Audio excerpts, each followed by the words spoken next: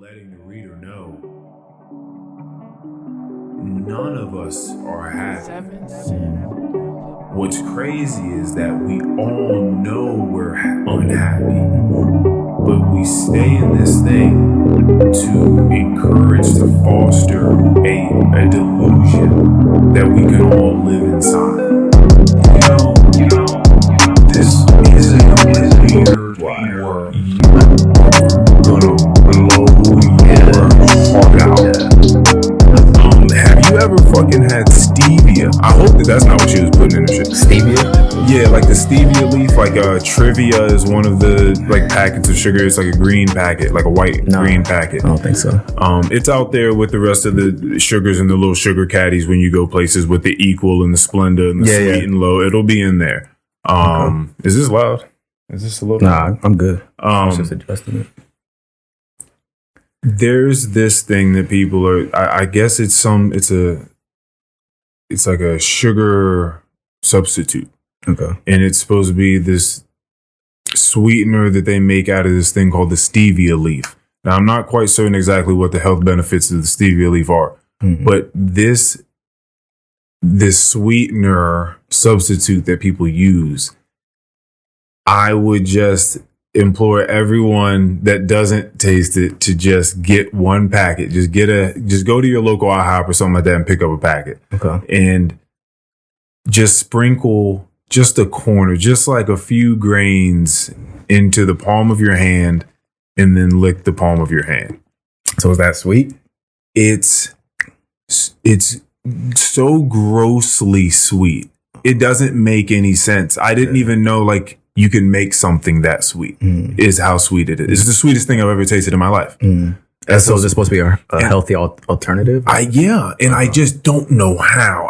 You can taste that it's not, you shouldn't be doing that shit. Yeah. And I will see people open it up and put like 4 in their coffee. I'm like, what are you drinking? Yeah. Like, what the fuck does that taste like? Yeah. And how did you get your palate to be shitty like that? Yeah. So when I'm asking you, like, how you've been enjoying your coffee, and you're like, so you're enjoying the taste. You're drinking it black. Yeah. So initially, it wasn't for the taste.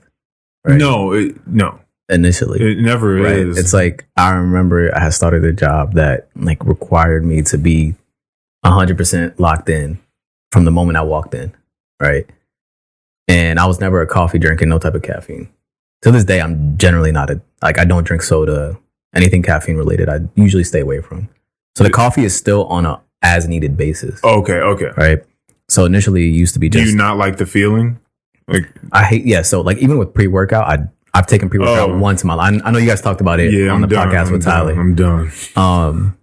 So yeah, I don't like that jittery feeling. But there's days where I need to be locked in. Like I have stuff to get done. Yeah. And I need to be just wired. Hold on a second. Stuff to get done, but you mean, so do you still take pre-workout? No. So you're completely. I'm talking about like just caffeine. Yeah, strictly for work. Yeah. Like if I have a bunch of deliverables I need to get done by the end of the day, I will drink coffee. Right. And it's just probably a Splenda with it as a sweetener, and that's it. And just get cranking. People in the like super, super competitive, probably IT workspace, I could imagine, like the higher up you go,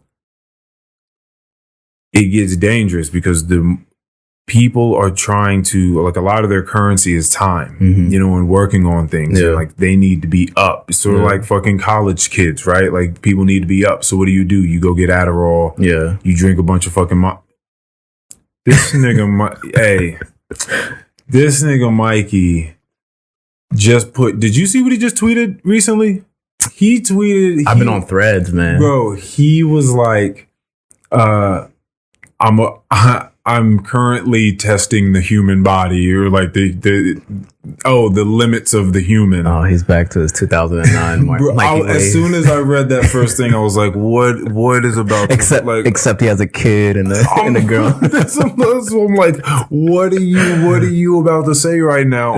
And it didn't get good. He was like, I'm sleepy as hell. I'm driving to North Carolina, and I just got 2 big bags of like hot Cheetos, and I'm chasing every bite with a big Monster mixed with a 5-hour energy. I'm like, bro, why? You are gonna blow your heart out. Yeah. I'm trying to think that I was over there a few months back and I seen him drinking that energy drink, that Monster. Bro, he drinks it. And he drinks it so casually. Like it was a Sunday or something like that. And I was like, why are you drinking this? Like you don't have work or anything. And then like a few hours later, he's taking melatonin. So I'm like, what are we doing here? Like, what are we trying to get at? Are we trying to stay up? Are we trying to go to sleep? Like, I know what he's trying to do. I think he had a tweet about this too. He does this so that he can go to sleep, but still be very active in his dream world. But see, my heart would just be racing the whole time, and that feels so uncomfortable. He's figured out a way to for him. He probably that shit don't bother him. Yeah. Yeah. No, it's. So I don't have anything that I'm addicted to, right? Mm-hmm.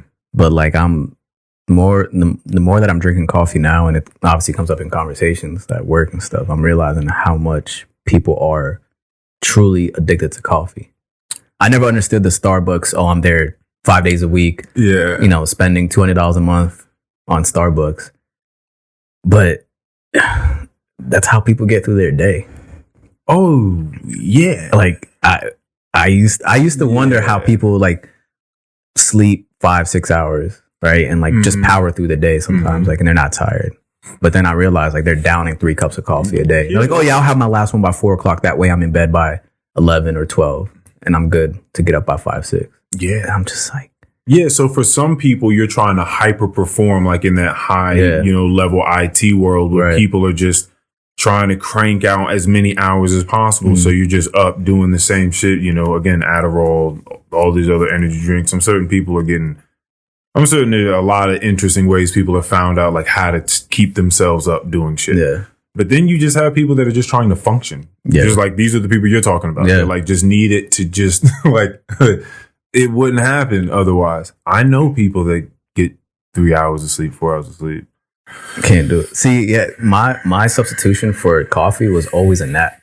So at work, like in the office, right, they knew me as like, all right, it's lunchtime. I'll see y'all. I'm going to my car. Yeah. I got the windows up, AC on, and I just need like a 20-minute nap and I'm good, right? Fuck the caffeine. Like this is the healthy alternative for me. Why do you think do you get like real tired? Is it like a big drop in your day? Yeah. Usually the afternoon, like I need a nap. I just need like today before coming here. Yeah. I just needed like a quick 20-25 and I feel outstanding. A lot of people don't understand that, like a regular, because when I say nap, I'm thinking like the time you're talking about. Yeah. A lot of people look at me like, what the fuck are you like, nah, when I take a nap, I'm talking about like 2-3 hours. I'm like, I can't do that. I'm like, oh, you're going to sleep. You're going to sleep. Yeah, like you're in full REM cycle, like you're going to sleep. Yeah.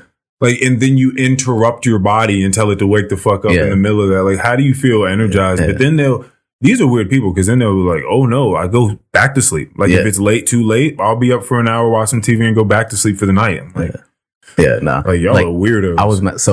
I've had a staycation the past 2 weeks, which is why I told you I had some time. Okay. Plans fell through, long story. But so I've had time to sleep, right? So yesterday I took a nap for like almost 2 hours. Ooh.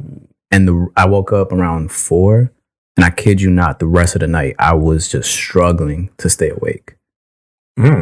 My body was messed up at that point. It's like, maybe I just need to continue sleeping. But it's like, versus today, in comparison, where I slept 20-25 minutes, I feel great right now. Yeah. Because that's all I really need. Yeah, your body was not sluggish. Your body was not expecting to go to fucking sleep for a good 7-8 hours. Yeah. Like your body wasn't expecting that. Yeah.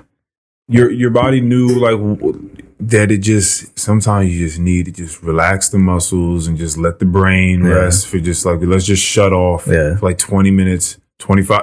I mean, I like a good 45 minute, like you know what I mean? Reboot. hop back in the game. Yeah. No, rejuvenated. But I will say, like, the difference in productivity that I have on caffeine. Yeah, is because it's caffeine and then light food, right? Like I'm eating something very light to keep going, to push through. Like, and I'm actually thinking like now I have ideas that are bouncing off. Like, is it alarmingly? See, so okay, so you haven't had you haven't allowed yourself, which congratulations to you, yourself to get close enough to any substance to get addicted yet. Nah, right? Unless it's ice cream, but or women. Nah, I don't have an addictive personality. You don't feel like I know how to cold turkey on things. Okay. Yeah, so you've done a good job in doing that, but now that you're drinking coffee, you're getting more of an understanding of how addicted people are, but maybe you're also getting more of an understanding of like why people feel that high way they get off of it about stuff in general, right? Yeah. Part of me is like, do people chase the high, right, that it gives them? And this is not just for coffee, right? But like for anything that you become addicted to, is it a matter of like, I just need this because it's part of my cycle, right? A cigarette after I eat, is it part of my cycle? Or is it because of like, it gives you a certain high? I think for a lot of people love something really cool to me is like someone that's been smoking cigarettes for like 30, 40 years. The shit. I saw a woman, I was sitting in line to get my car, like the oil changed. Yeah. And the woman that was in the lane next to me waiting, I looked over and she was puffing this cigarette, the coolest I'd ever seen anyone puff a cigarette. Like it was like the way she was moving it between her fingers was so fluid. Like, like it was an instrument, you know what I mean? She could play. Like she was just moving it between her fingers and then just like everything about it was so fluid. Yeah. And I'm just like, damn, you've been smoking cigarettes hard for a long time. There's something very, very, so I feel like doing things like that for people becomes very cathartic. It just becomes a part of you. Like you just learn this. It becomes just like an instrument for a lot of people. It's a reaction. Another limb. Like, you know what I mean? Yeah.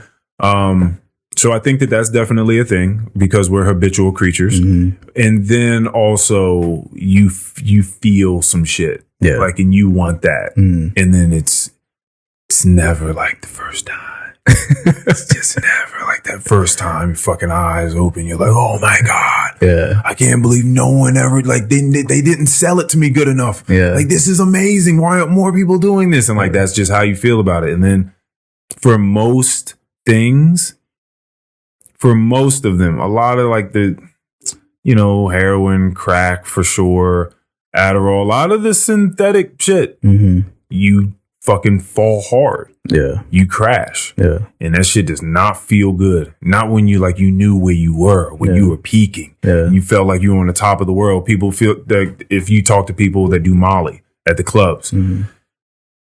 It's the coming down effect that they talk about. It sounds like a fucking Weeknd song. And Weeknd also has songs like Coming Down. Yeah. That sound which is like Coming one Down. Of my favorite songs. But I love that song. But when it first came out, I was like, I have no idea what he's talking about. Oh, yeah. But I love, like, this is still one of my favorite Weeknd songs ever. Yeah, but it was still good. Yeah. Yeah. That's still one of my favorites. But it's like, when you really sit, now that I've been able to like really sit, like I'm older right? So like I know what he's actually talking about. Yeah, right. He was getting so much shit, bro.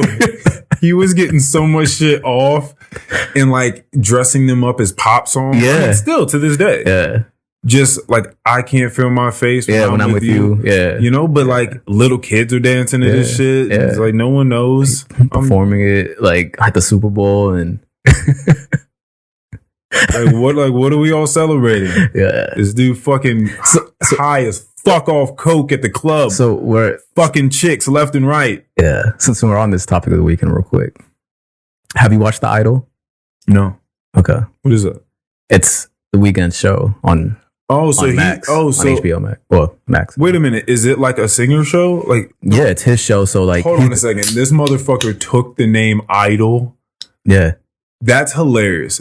I mean, because American Idol exists. And this motherfucker was like, I'm going to take the idea of the show, but no. It's no. Oh. So this is the thing. I haven't watched a single episode, right? Like it's been getting bashed since like the day it came out. Right. Damn. And so everything that I'm hearing, any podcast that I've listened to, people are upset, like, or even in the comments, like, oh my gosh, like, how's the Weeknd talking about this? He's talking about doing XYZ to a girl. And so like, again, this is me. I haven't watched a single episode, not even a minute, but it's like, I don't think you guys have listened to Weeknd's music, right? Like, I don't know how bad the show is. I need to give it a shot. Right. But if you're upset about how he's telling the girl what he's going to do to her, right? And there's a bunch of drugs and that type of thing involved. This is like the Weeknd's music in cinema form. Oh, it's very different when it's in cinema form, though. Like when you get to see it, you're like, oh,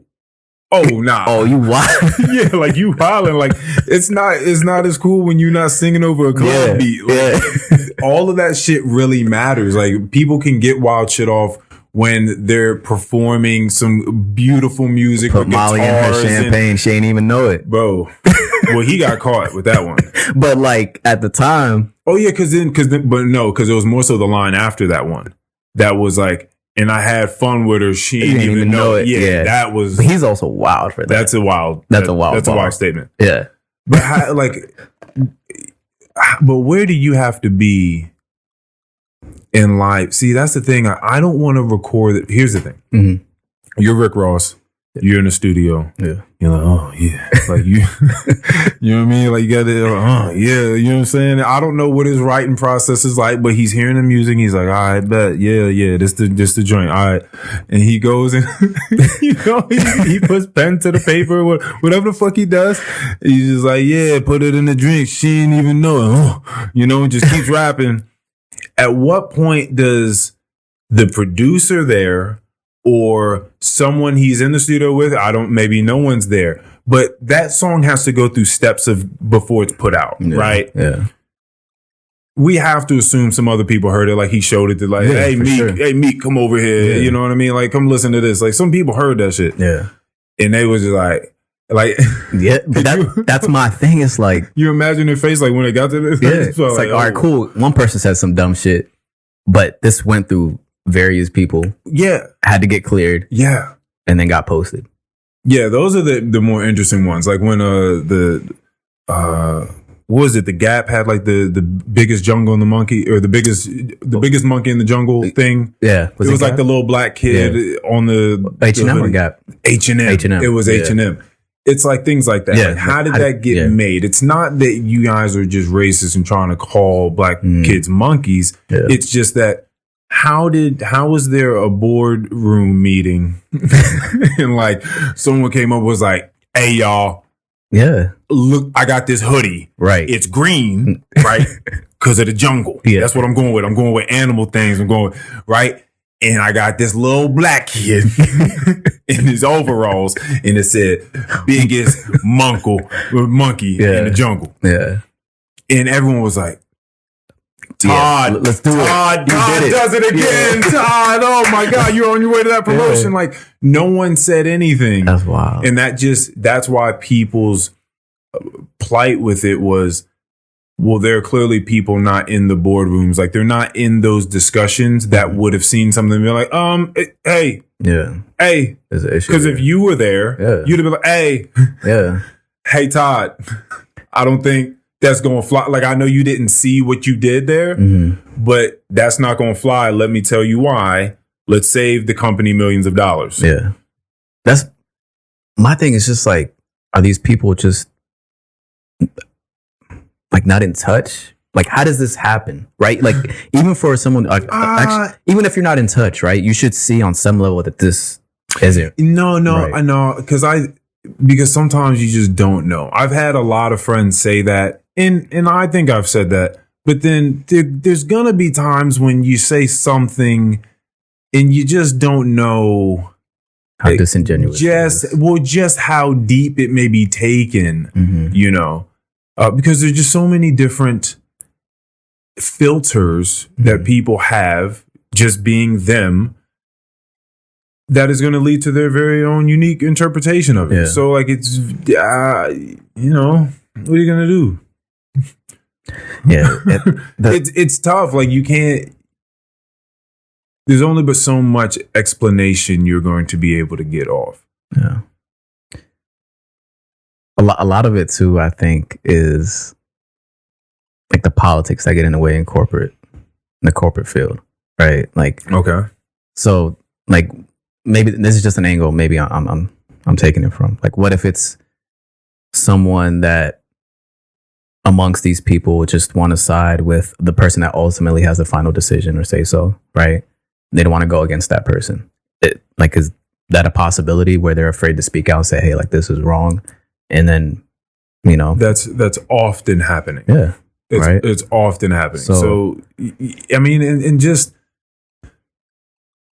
you're going to say things from time to time. The biggest thing that I see is this is why wise people throughout all of history have always had a wise counsel around them. It's not just people just off on their own being wise. Yeah. I don't know so much about those. Like, I feel like there needed to be some counsel around them. So you were the wise one, right? But every once in a while, the decision wasn't so wise. Yeah. And you needed someone that was going to be like, hey, man, nah, that ain't the one, bro. Yeah. We not going to, hey, sure. I love you, but we not going with that one. Yeah. And you'd be like, oh, okay, like explain to me why. Yeah. And you guys sharpen each other and make each other better. And that's the type of team you always need around in any capacity. Yeah. Right? Yeah. Like whether we've talked about that with you before. Yeah. That like you have your separate friends of, you separate groups of friends. But I wouldn't imagine that any of your groups of friends wouldn't be of that class. Yeah. No, like I need people to challenge me on things because that's the only way that I'm going to come up with like different ideas or look at it from a different point of view. Unless you drink coffee, a lot of coffee. Right. Because you say that's what happens. That's what happens. Yeah. Yeah. Right. Because like if I continuously stick with my own thoughts, right, and I tell myself my thoughts are the only right way. That's crazy. But it's crazy. There's people that are. No, I know. And those are the people that I don't know, like that. That stuff frustrates me because it's like, what are you getting out of life? No, dead ass. Because I don't know, and maybe like, and there's some people that are okay with that, right? Yeah. But for me, maybe I feel like I'm constantly curious about the most random shit, right? And that alone continues like to drive me to like ask uncomfortable questions, and or get an understanding from a different perspective, right? Because I'm gonna share my perspective and where I'm coming from. So if we're not gonna be able to get to a point of at least understand where we're all coming from, I feel like there's not a lot of meaning to anything in life. Like that takes.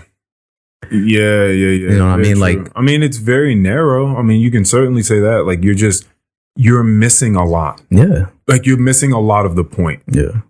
Right. Like, there's so much going on. People they're just afraid. Yeah. That's pretty much what it is. Yeah. They're just afraid. That, like, anytime other things just scare them. That's true. And people are. What is that? What are you doing? I don't know what that is. I don't like it. Well, people are scared. They get scared when anything's new, right? New and uncomfortable.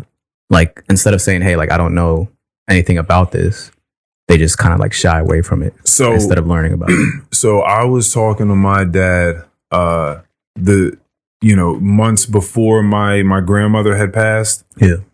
I was talking to him about this dream I had where to me it sort of seemed like a premonition of like, oh, grandma's dying soon, and then she died soon. Right.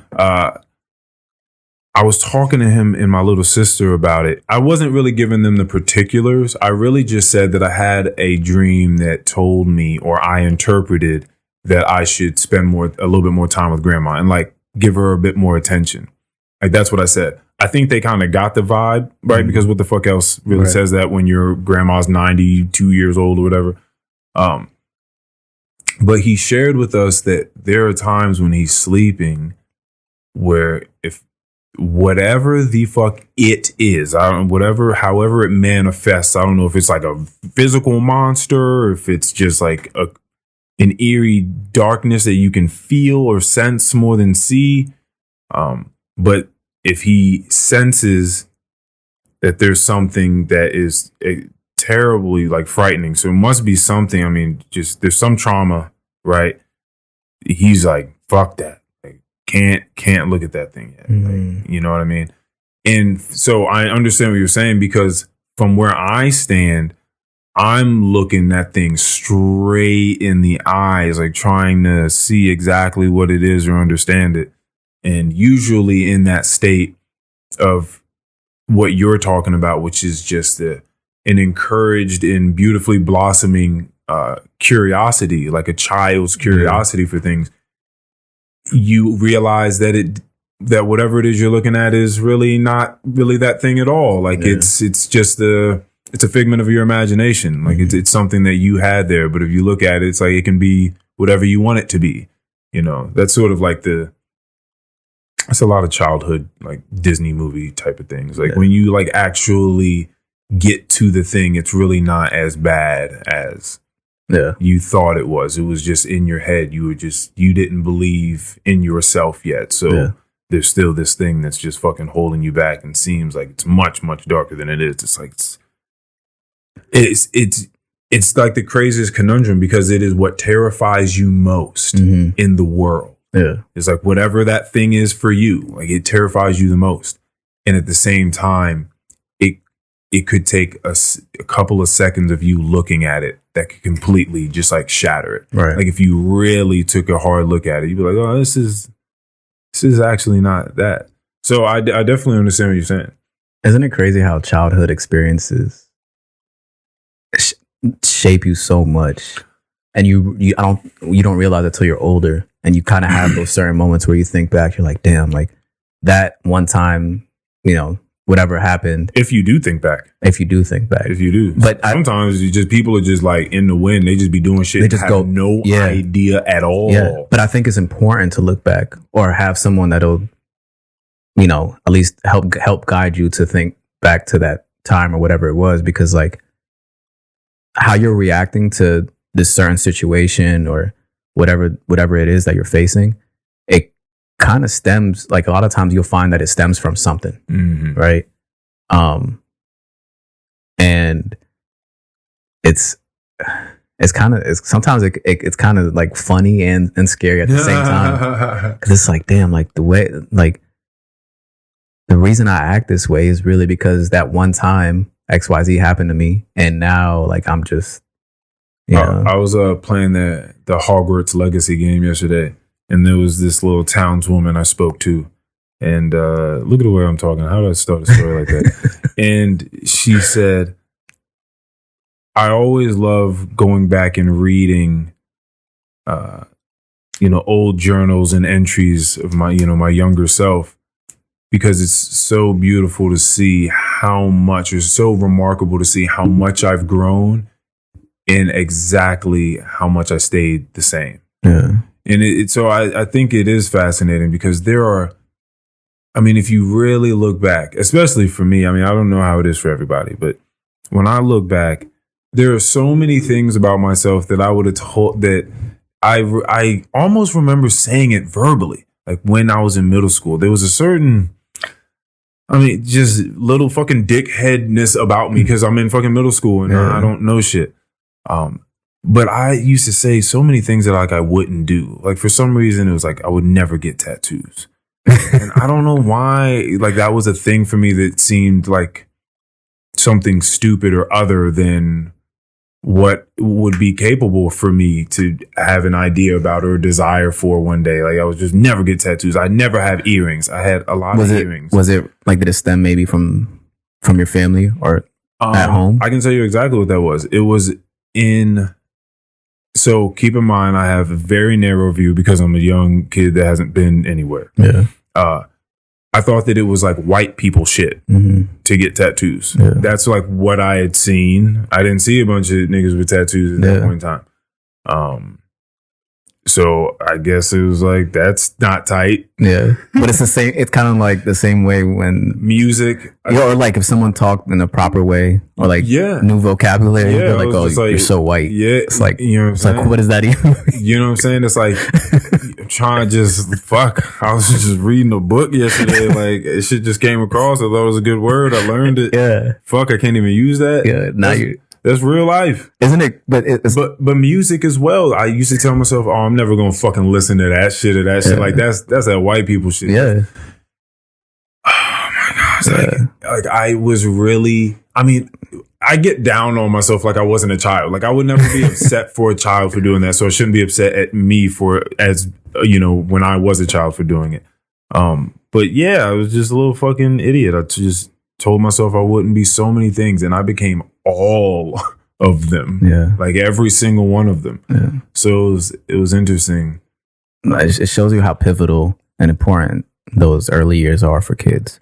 Yeah. Like how essentially we could be taught anything and believe that anything or whatever we're taught is the right way.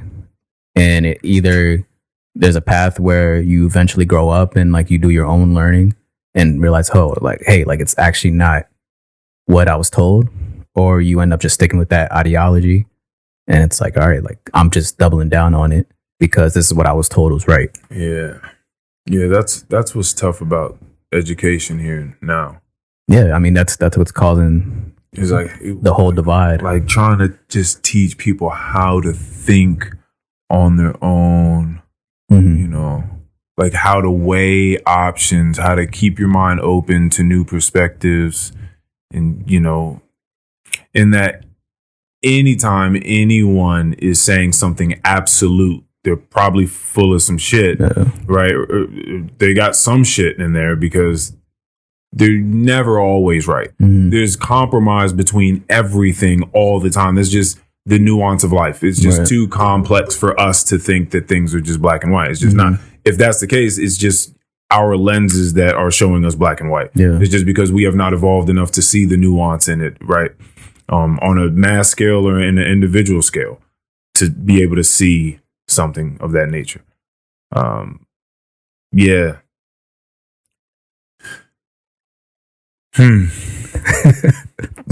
I feel like that conversation could have went in so many directions.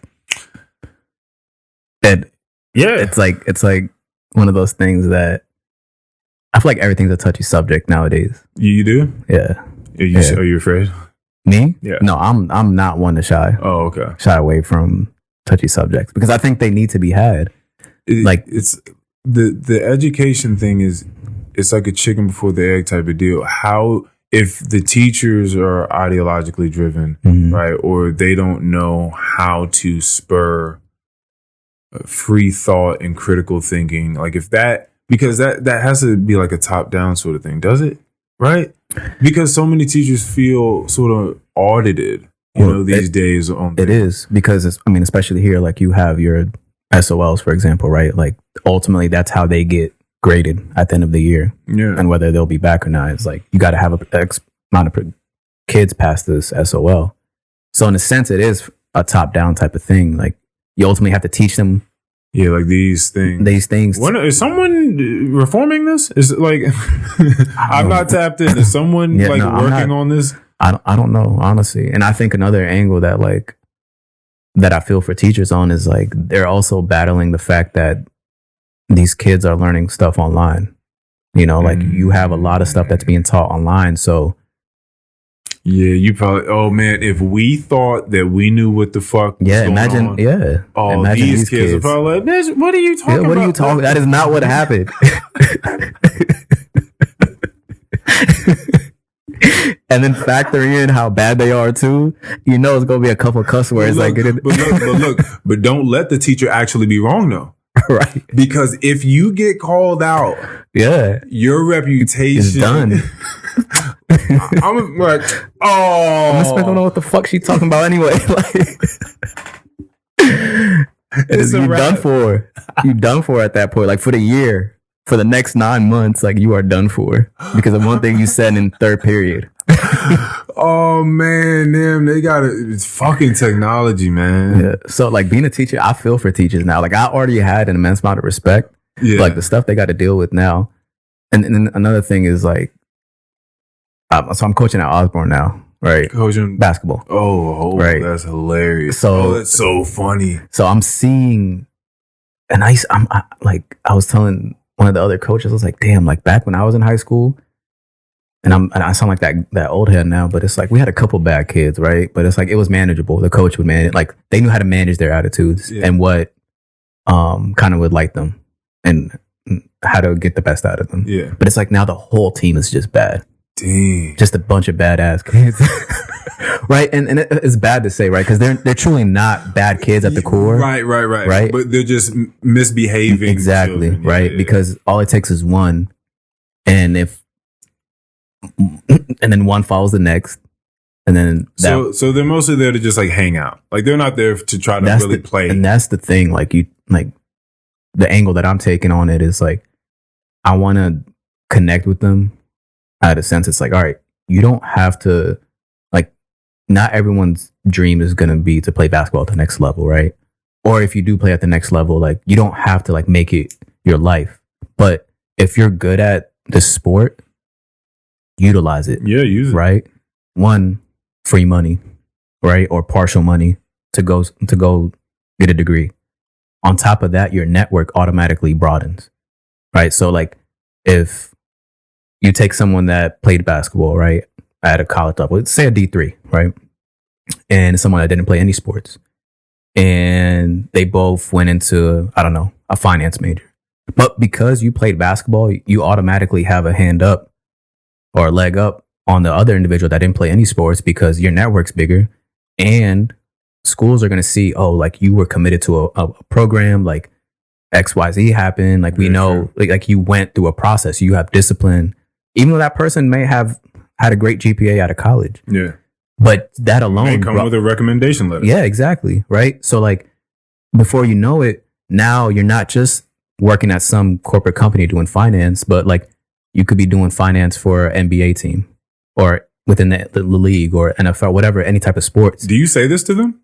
This is what I'm trying to get across to them. Okay. Right? Is like there's this thing opens up so many doors because they are you saying it like this? These niggas need to come on the pod because I feel like if you say it the way that I just heard it from you, well, but then I'm also me. But way that was very well done. Yeah. I think if you say something like that, because it's easy to understand. Mm. Like I think even from like a high school standpoint, like what you said is easily deliverable. I feel like, yeah. And you gave like step by step. It wasn't like, oh, you go to college, you learn a lot, you make money. It wasn't the like cliche stuff that you hear. Yeah, people are just very vague a lot of the times with when they're trying to be a leader. Yeah, and I've learned that in being a leader, like the worst thing you can do is be the person that just walks in the room, just like, hey, I need you guys to take initiative. I need you guys to, like, what does that mean?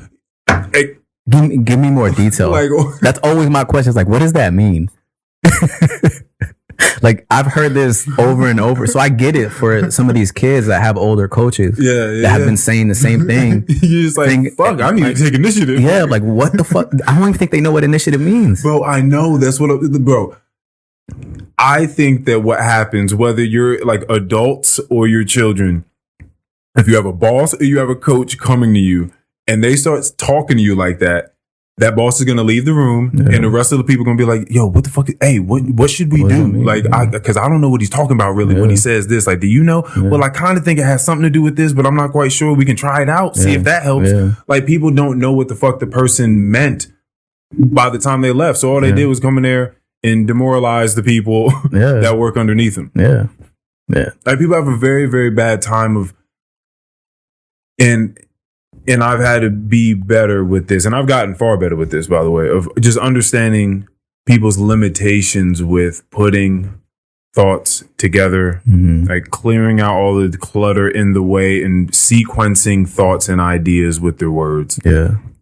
It's just very tough for a lot of people. Yeah. So to try to, when you think that you're at your height, maybe you've had motherfucking 4-shot espresso, you got the 6 pumps of vanilla that day just for the extra sugar kick, you know what I'm saying? And like your brain is going, like you probably feel like, I mean, one, you're an intelligent guy. Like you can do a lot of things with your mind. Like you have to understand when like people like can't do that. Yeah. First and foremost, like just like the processor, just the hardware itself isn't state of the art. You know what I'm saying? Like that's a thing, right? Mm-hmm. Like they're not all built the same. Yeah. Which is what I was kind of like going back to what I said earlier about understanding angles and perspectives from someone. Yeah. Like that's very important. It's like very important to know that. Yeah. It's like, okay, well, what got you to this point, right? Yeah. What was your upbringing like, or what shaped you get to this point? That way I know how to address it. Mm-hmm. Right. That way I can, whatever I'm trying to communicate to you isn't just like words coming at your face. Yeah. Right. It's like people have a hard time of like getting because when I'm speaking, I'm like seeing the thing in my mind and I just match the words in a sense. Yeah. I don't know if that makes any sense, but people have a hard time. It's like the thing they're trying to talk about is out of focus. Mm-hmm. You know what I mean? Like they have to turn the lens and like get the thing into focus before they can actually talk about it. Right. And like we all have to do that. But it just seems like some people's lens are just much foggier and out of focus than others. Yeah. So when they're trying to describe to you the thing that's in their mind, it's just it's broken up. It's vague, right? Because that's foggy and out of focus is vague. Yeah. So they're talking to you, but you're like, that's not a real order. Like that's not a real thing that you just said. Yeah. Like that doesn't actually explain how I'm supposed to do the thing. Mm-hmm. So yeah, I think that's a huge issue. You got to do that shit that you just did. Yeah. With them kids. Yeah. Yeah. I think that. No, I definitely am. Like I'm doing it slowly. Right. Like, oh, like that actually makes sense. Yeah. Okay. I want them to get to know me first. Right. Like I'm not just another coach that's going to be. Another reason why it's really, really good is because they understand influence and networking more than we did growing up because they're growing up in a technological age. Exactly. So when you even use those keywords, they'll be like, oh shit. Like, yeah, he's talking about like, getting my shit up, like like getting my followers up. That's pretty much like the same lingo. You have to speak in that language.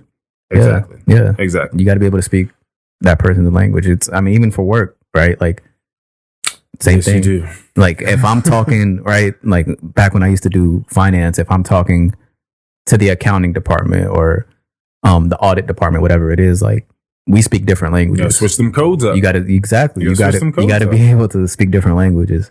And that alone will get you very far, right? Just being able to be a great communicator. Fuck yeah. Because, so if there's one thing that I really learned amongst learning Spanish was that they love it when someone is trying to learn about, and they just invite you in. They're so welcoming. It don't you want to dance, you want to eat some of this food you ain't never had before, you want to learn these words, sure, whatever. And they just bring you in. And I'm certain there are a lot of cultures that are like that around the world. But yeah, man, like they're there to help you learn whatever it is you want to learn, and wherever your desires lie in that thing. Like you just have an endless amount of like wealth there. Mm-hmm. So it's when it comes to you knowing that you need to learn different languages to like move amongst the place, you feel like they care about you in a way that you don't normally feel from people that don't look like you. Right. You're like, why are you interested in me? Yeah. Like most people that look like you don't try to learn my language. Don't try to like they don't come at me with this sort of energy. But like, why are you doing it? Yeah. And I think just in that, you're like, sure. Yeah. Like come fucking hang out. And so when you're doing that, you're not only learning a language, but you're building a community with people in such a deep and profound way that like you will only ever be able to understand if you speak someone's language. Right. Like that's the only way it'll be able to happen. Yeah. So it's very interesting to walk around and even in the English language speak other languages with people. And, you know, because you're just from like a different place. Like in food and beverage, we have a thing called 86. To 86 something means like, well, it means we're out of it. Like, you know, we're 86 ham. There's no more ham in the building. We can't find another slice of ham. Yeah, y'all got NFL players. We're 86. Like, people just know immediately what that means. Now, I don't know if this is true, but it sounds good at least. My old food and beverage director told me that it came from the old mobsters in New York, probably mostly. That, and then I'm throwing this other spin on there that I swear that we know that they owned a lot of restaurants, right? So that plays a part in this. When they would tell someone to go murder this person, for me, they would say 86 them, because that means to drive them 8 miles out of the city and put them 6 feet under. And I then just off of that, based off of their, business acumen and their possession of the food and beverage market in a lot of places, especially New York, and especially at a different time, would probably say that shit in the kitchens because they just knew the lingo. Like, oh yeah, we're 86 this, like 86 that, Yeah. And it just like sort of traveled through food and beverage. But there's all sorts of interesting little things like that people would say, and they would only know it if you worked in that industry. Yeah. No, I can definitely attest to that. Like, well, not the 86 part, but the someone knowing your language or just like wanting to understand your culture more. It hits home, right? And like for me specifically, like RJ, for example, right? Like he loves to try food from Sudan. Okay. So like my dad has made him food. That's hilarious. I did not know this. Yeah. No, my dad has made him food before, and like he knows it by name now. Right? Oh, that's great. Yeah. So that's great. To me, that's like, damn. So like now I'm thinking, like, man, like I've begged him year over year, like let's go to, like, come with me to Sudan, just do a week, right? Just get your ticket, and I got you with everything else. Like just come out there.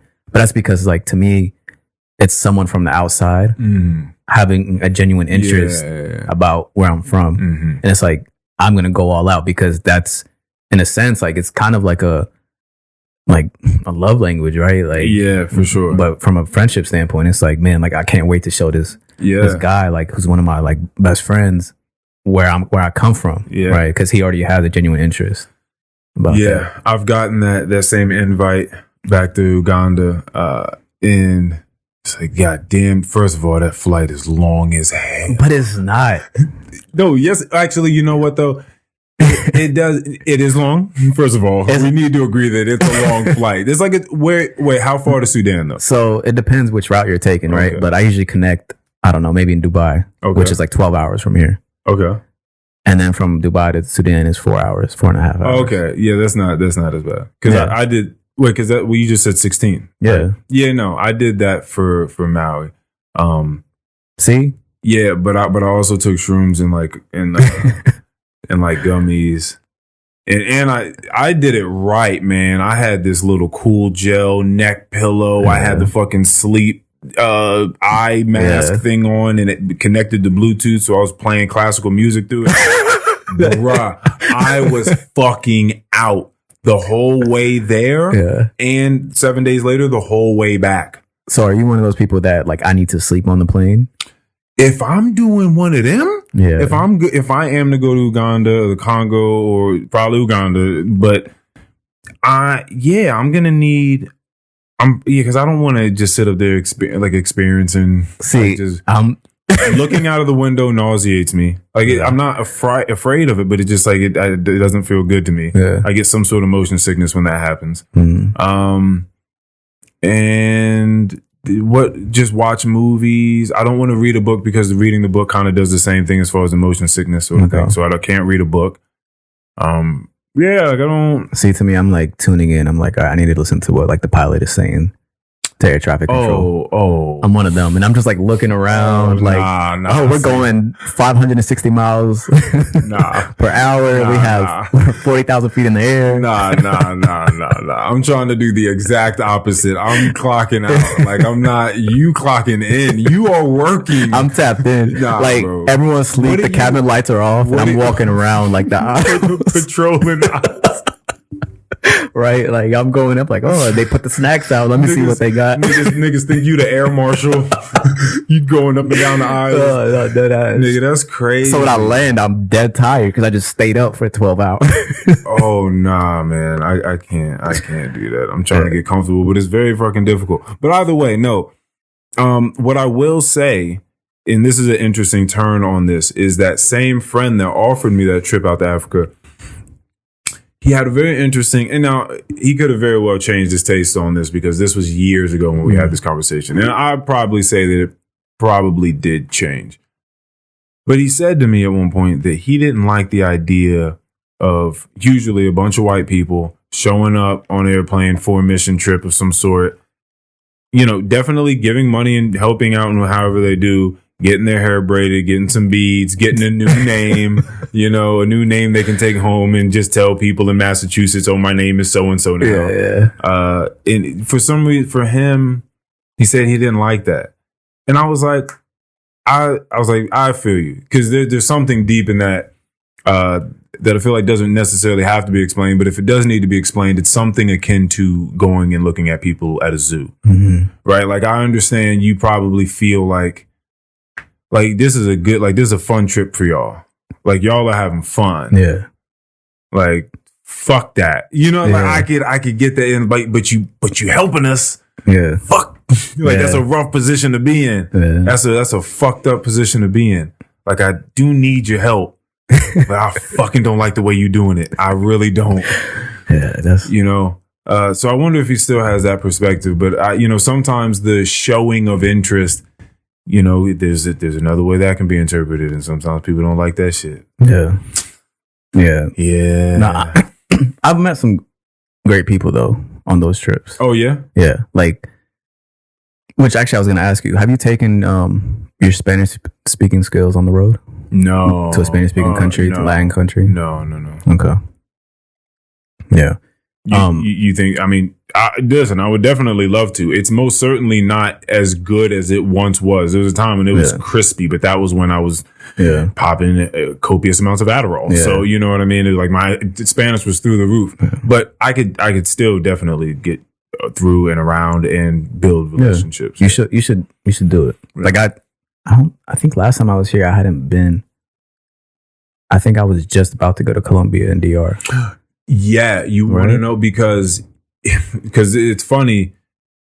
You came on the first pod. We talked about Drake the whole time. Yeah, you came on the second one. You brought a friend, and Keon was there, so we talked about all sorts of shit. Yeah. But at some point, I was like, "Wait a minute, we need to talk about Moe."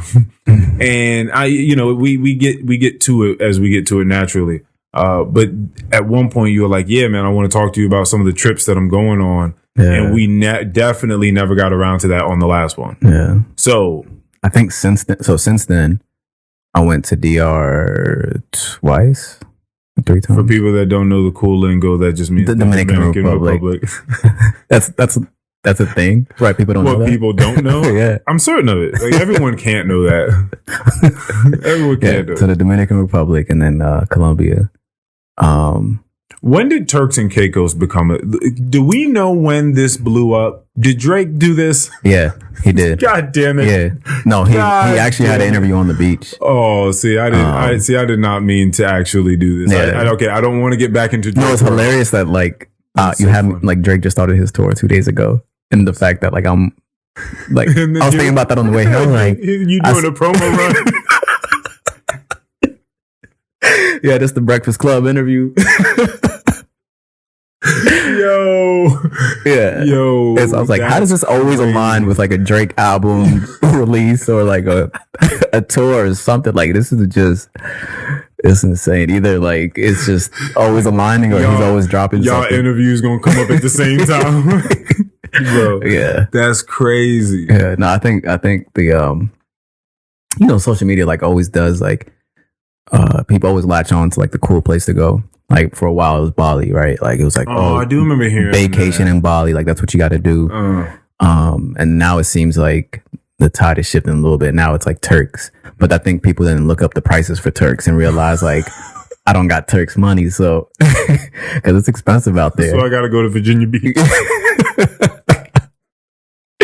Listen, man, I always wonder how some people, I'm like, where are y'all, like, who's funding these trips? I'm hearing that we know who's funding those trips. I'm hearing that domestic flights are so expensive now that you might as well go overseas. Yeah, like no, just going to the UK specifically for some reason. Well, because like you can get to the UK. It's crazy. One, you can get to the UK in like 6.5 hours. It's probably right? because of the the easy traveling once you get there. Yeah. Well, so I went last year. I took a little trip like around Europe, right? And it's I flew solo, right? I traveled solo, and I would literally get to the airport, have my bag with me, and I look at the next flight.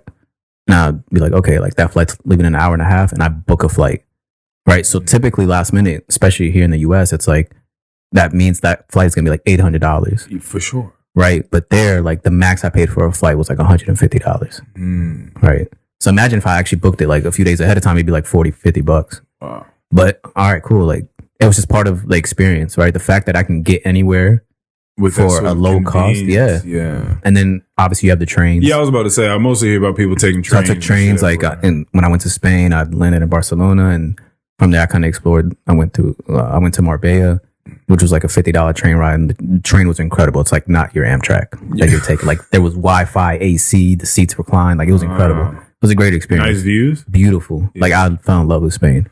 Like I'm not that crazy about Europe in general, but Spain was beautiful. We have this J1 student, like J1 international student program that my company does. Okay. And so for the summer, the bunch of kids that heard about this thing and got together a few $1,000s to come and explore America and have a job and a place for them set up and all that sort of stuff.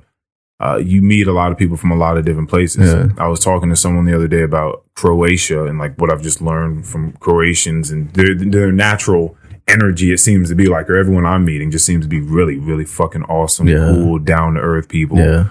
Montenegro, I think they're around the same place, so that makes sense.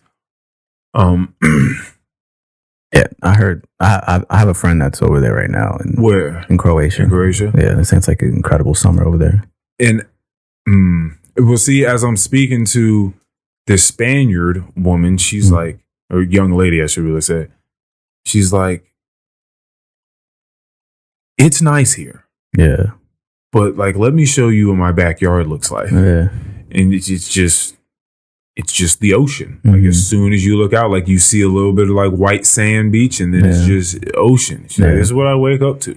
Yeah. So like, don't get me wrong, like over here it's nice. Like it's nice, cool, But she was like, the taxes are kind of crazy. Yeah. Over there waiters get served, or they get paid a decent, like a respectable hourly wage. So they're not, you throw 50 cents or $1 at someone and you're good to go. Sometimes people don't tip at all. Yeah.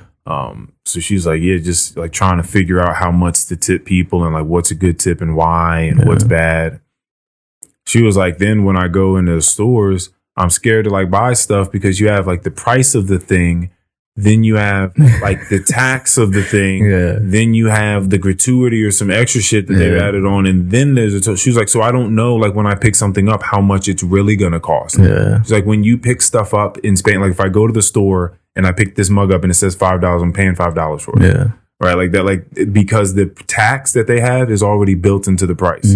Like, so you just get to see, like, okay, that's how much it is. So here she'd be like scared to buy shit. She's like, it says $15, but I like it could end up being 27. Like I don't fucking know. That's true. So she's trying to figure out all this sort of stuff. Now like, you can put that math together. Like, I mean, we go through that. Like when we buy concert tickets, right? It's like it says $100, but then you got a convenience fee of like $100, and you got taxes on there for another $40. So all of a sudden, like the concert ticket that you thought you were getting for $100 and something is like $250 now. Yeah, I mean, everyone's got to get their cut. Yeah, but that's crazy. It is a crazy cut, but they sell them. It's never the thing is they know people are going to buy it. Prices are not crazy ever. I've never heard a price that's crazy. I've heard of crazy people willing to purchase that thing at that price. Yeah. The price isn't crazy. The fact that there's a person willing to pay for that thing is the crazy part. So as long as, because all price means is the how much you value it, how much you are willing to give for that thing. That's all it is. Ain't no price real. Like that doesn't really exist. So No, like they're gonna. This is like you hitting a lick. Like, oh, they're just gonna leave the door wide open and leave the jewelry out on the couch. Okay, I guess I'll take it then. Yeah, I mean, there's a market for it. Yeah, like they keep coming back and keep purchasing these fucking tickets. They probably having games back there. Like, bro, how much you think I can raise this shit? Yeah, yo, I'm gonna raise this shit another 25. See if they keep like, bro, they still buying these. They're still gonna buy it. Yeah. It's the weekend. What you gonna do? Yeah, especially if you on a date. It's like, okay, here we go. You on a date? Yo, hold on. We gotta talk. By the way, last time. Like, did we talk about this? No, I was gonna say I know. Well, because I was supposed to be on here a few days ago. I appreciate you accommodating. Oh yeah, the schedule. It wasn't a date. Hey man, listen. Oh, that's so funny. No, because I could have swore it was a date. No, because I said earlier, it's been a staycation for me, right? So like in my mind, I have so much time for stuff. So I'm saying yes to everything, right? So like I had said yes to go to the gun range, and then like my brother had been wanting to go out. He just started working, so. Okay. He kind of wanted to get out the house to do something. So I was like, all right, like I'll take him out to eat. Yeah. That type of thing. So like I said, I'm saying yes to everything. So and I'm like driving. I'm actually driving. I was driving to Ashburn, so it wasn't too far from here. Right. And I'm like, shit. And then part of me is like, yo, like, do I just bring my brother with me and do I pull up? But have him go sit down. Yeah. And then I was just like, you know what? I'm gonna have to tell him like I can't make it. And I was like, I know he's gonna think I'm on a date, which is not the case. And so funny enough, in the coaches chat, right? One of the coaches was like, hey guys, like this Friday, like let's all go out for a drink. And I was like, I can't make it. He's like, tell her she can come too. And I was like, why is everyone assuming like just because I can't, just because I can't make something, it's a date. I was like, no, man, I'm going to see a friend. We got something to do, but yeah, everyone resorts that it's just always a date. Gotta be a date. Yeah, like why? Like, all right. Well, I do want to talk about this because we spoke about it very. Well, first of all, I didn't like the way it went down because it became an attack on Moe in the chat. I didn't like that. Okay, we were in one of these chats that exists. And everyone started talking about what. Oh, you heard about this? I was in the chat. What are you talking about? Oh, that's the bigger chat. Whichever one where like everyone started talking about what you're looking for and what you see and all that sort of stuff. And I was like, damn. Oh, hold on a second. Like I meant to say one thing, but I didn't mean for all. I hope that I didn't start this. This is a whole lot. Everyone came at me. Yeah, I was like, this is a lot of angles we're telling Moe about himself. Yeah, right. So I'd love to have that conversation now so we can clear anything up that wasn't cleared up then. Okay.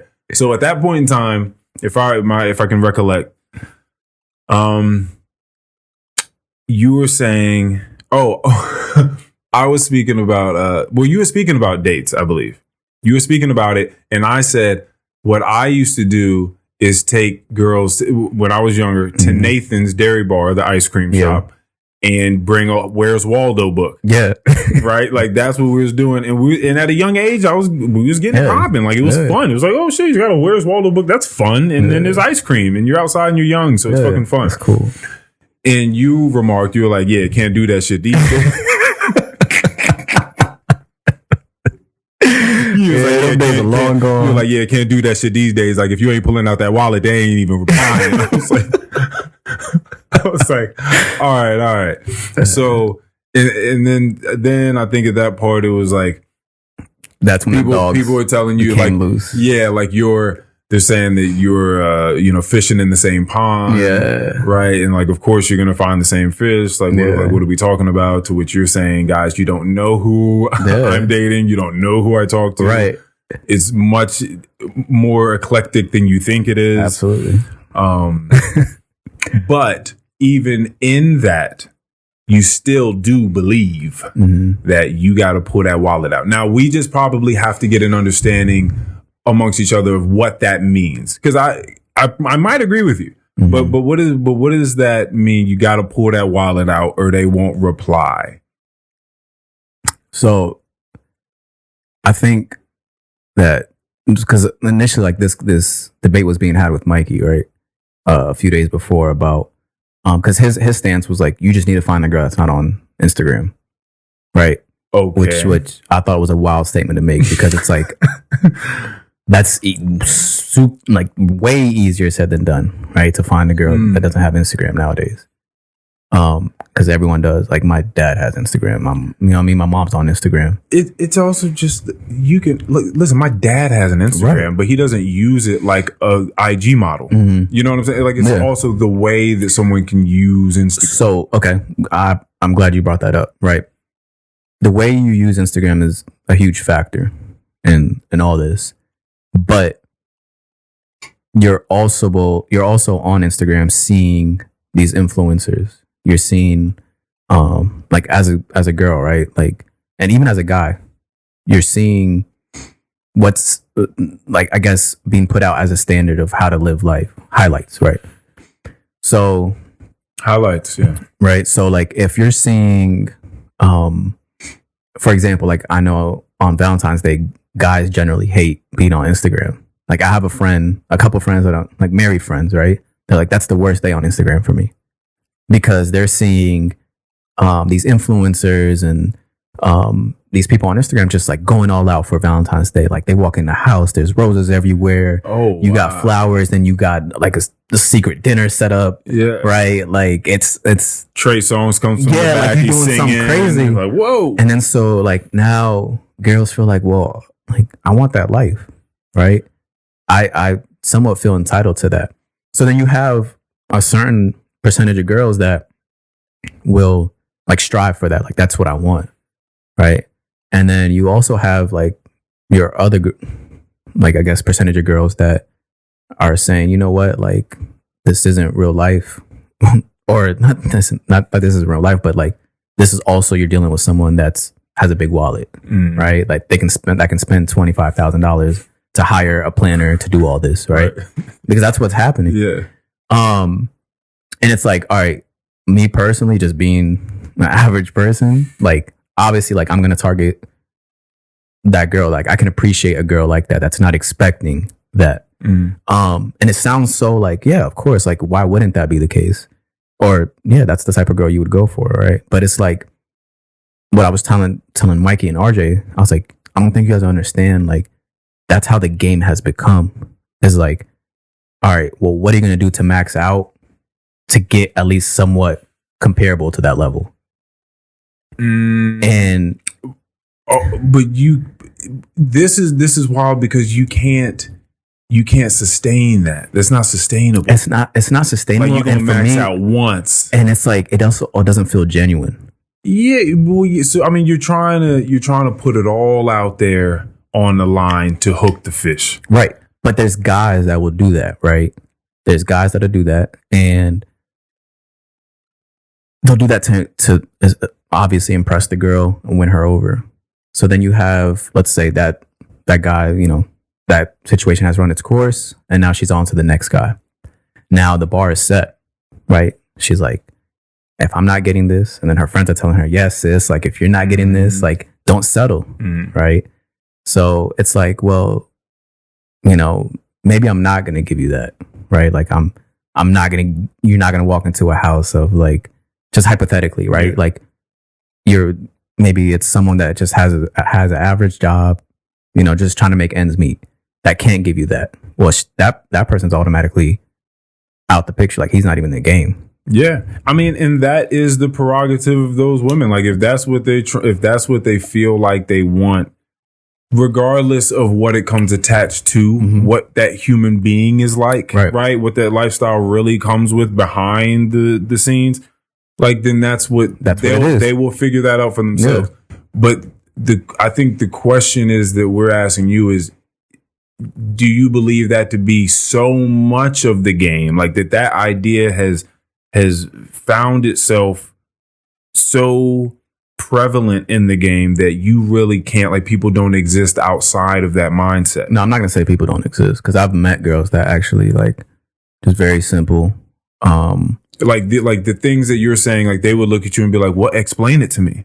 You would have to bring them up to speed on what you're talking about. Like those types of women, like they do what? I mean, that I haven't met. Yeah, like that's what I'm talking. Yeah, that I haven't met. You need someone that responds to you that way. Yeah, they're just like, what do you? That's. Yeah. I'm sorry, I do other stuff. Yeah. I'm not even in that world. Yeah. What are you talking about? But that's the thing. It's like if you're on social media, like at some point you're gonna come across that.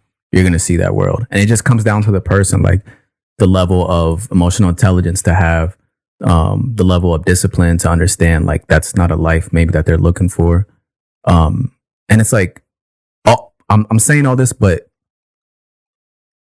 I also am going to give my all, right, to a relationship once I'm committed to one, right? Like I'm going to do everything in my power to make sure like I make whoever it is the happiest. And I would obviously vice versa. Like I want it to go both ways.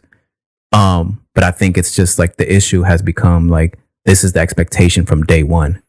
And it's like, well, who are you? You know, no, like really, like we don't know each other for me to, you know, to get to that point. So it's like, I know guys that go out and spend a couple $100s on a first date.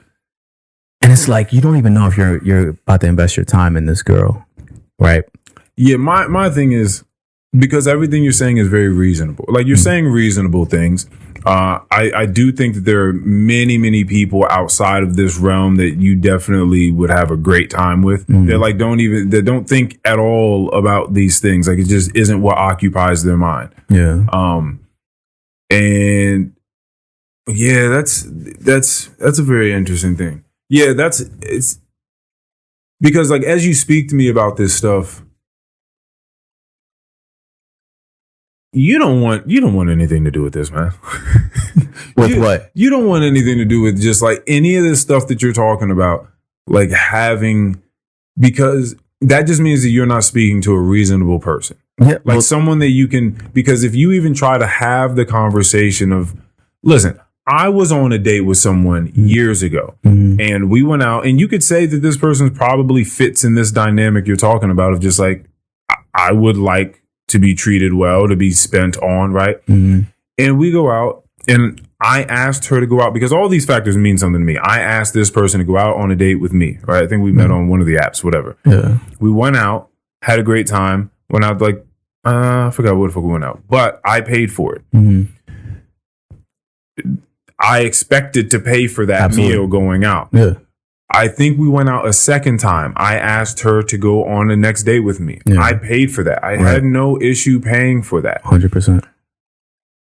I'm minding my own business in the world somewhere, and I get a text message from her, and it's like, hey, like, what are you doing this Friday? Like, I'd like to take you out and, you know, just pretty much show my appreciation for, you know, the time we spent and all that. And I'm like, oh, that's a really nice way of putting it. Like, you want to take me out? Like, sure, let's do that. Yeah. So we went out to this steakhouse. But before we did, actually, she was like, well, where do you want to go?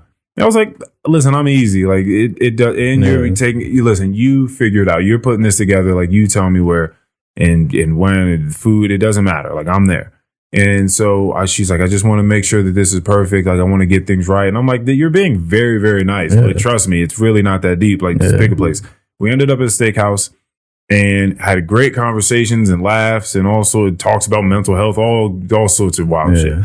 And the bill came, and I was like very conscious of this moment. Like no matter like whatever drinks I had that night, like I was waiting for this moment a little bit because I like something told me. I was like, I feel like I should just sit back. Yeah. So the check came and hit the table, and I just like leaned back, and I was looking, and she didn't look. Her eyes. You almost have to train yourself. Like she was focused on not looking at the bill. Yeah. You know what I mean? Like she didn't even acknowledge that shit hit the table. Yeah. Right? Nothing. I was like, okay, this is interesting. I pick up the bill and I look at it, and it's whatever it is. Yeah.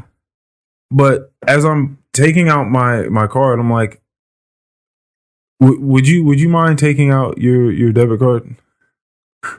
Wait, so she didn't do anything. Like, so I'm thinking, like, as you're telling me the story, I'm thinking she's like, yeah, like whatever the bill is, like I got it.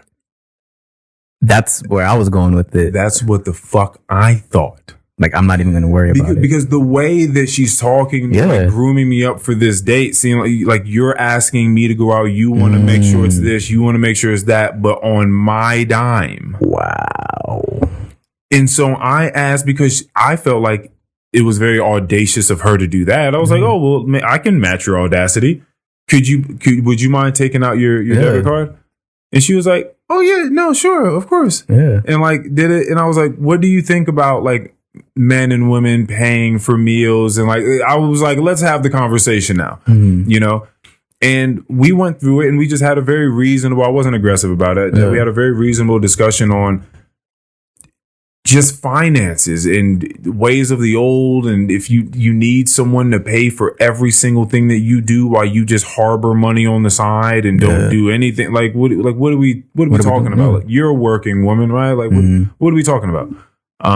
And shit, there may be people that don't like that. I don't care. It's ridiculous. It's unreasonable. So did you continue talking to her after that? No, we didn't. Yeah, it didn't last too much longer after that. Yeah.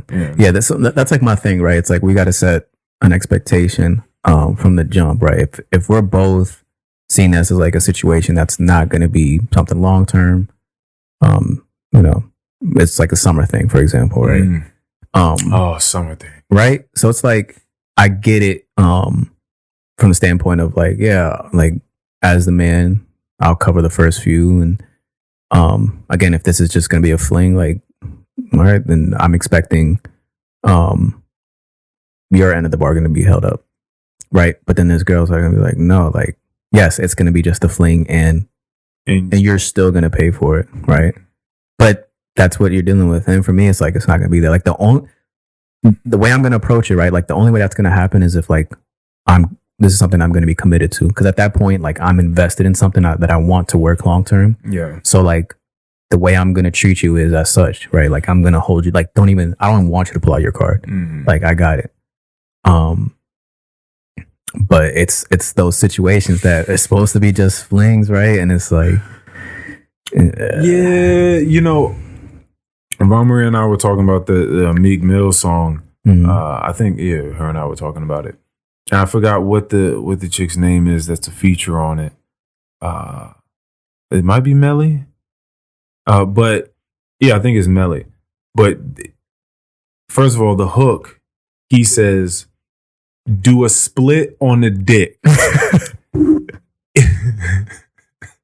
Okay. If you really with the shits, little bitch. I probably shouldn't have taken a sip. Yeah. And then the chick hops on and it's like, she asked her girlfriend, should I let him hit? She said, girl, you better fucking Miffy Rich. Yeah. And I feel like in there was a lot of that Champions album that was like, I think it came out summertime. Yeah. And so it had a summertime vibe to it. A lot of things in that album did.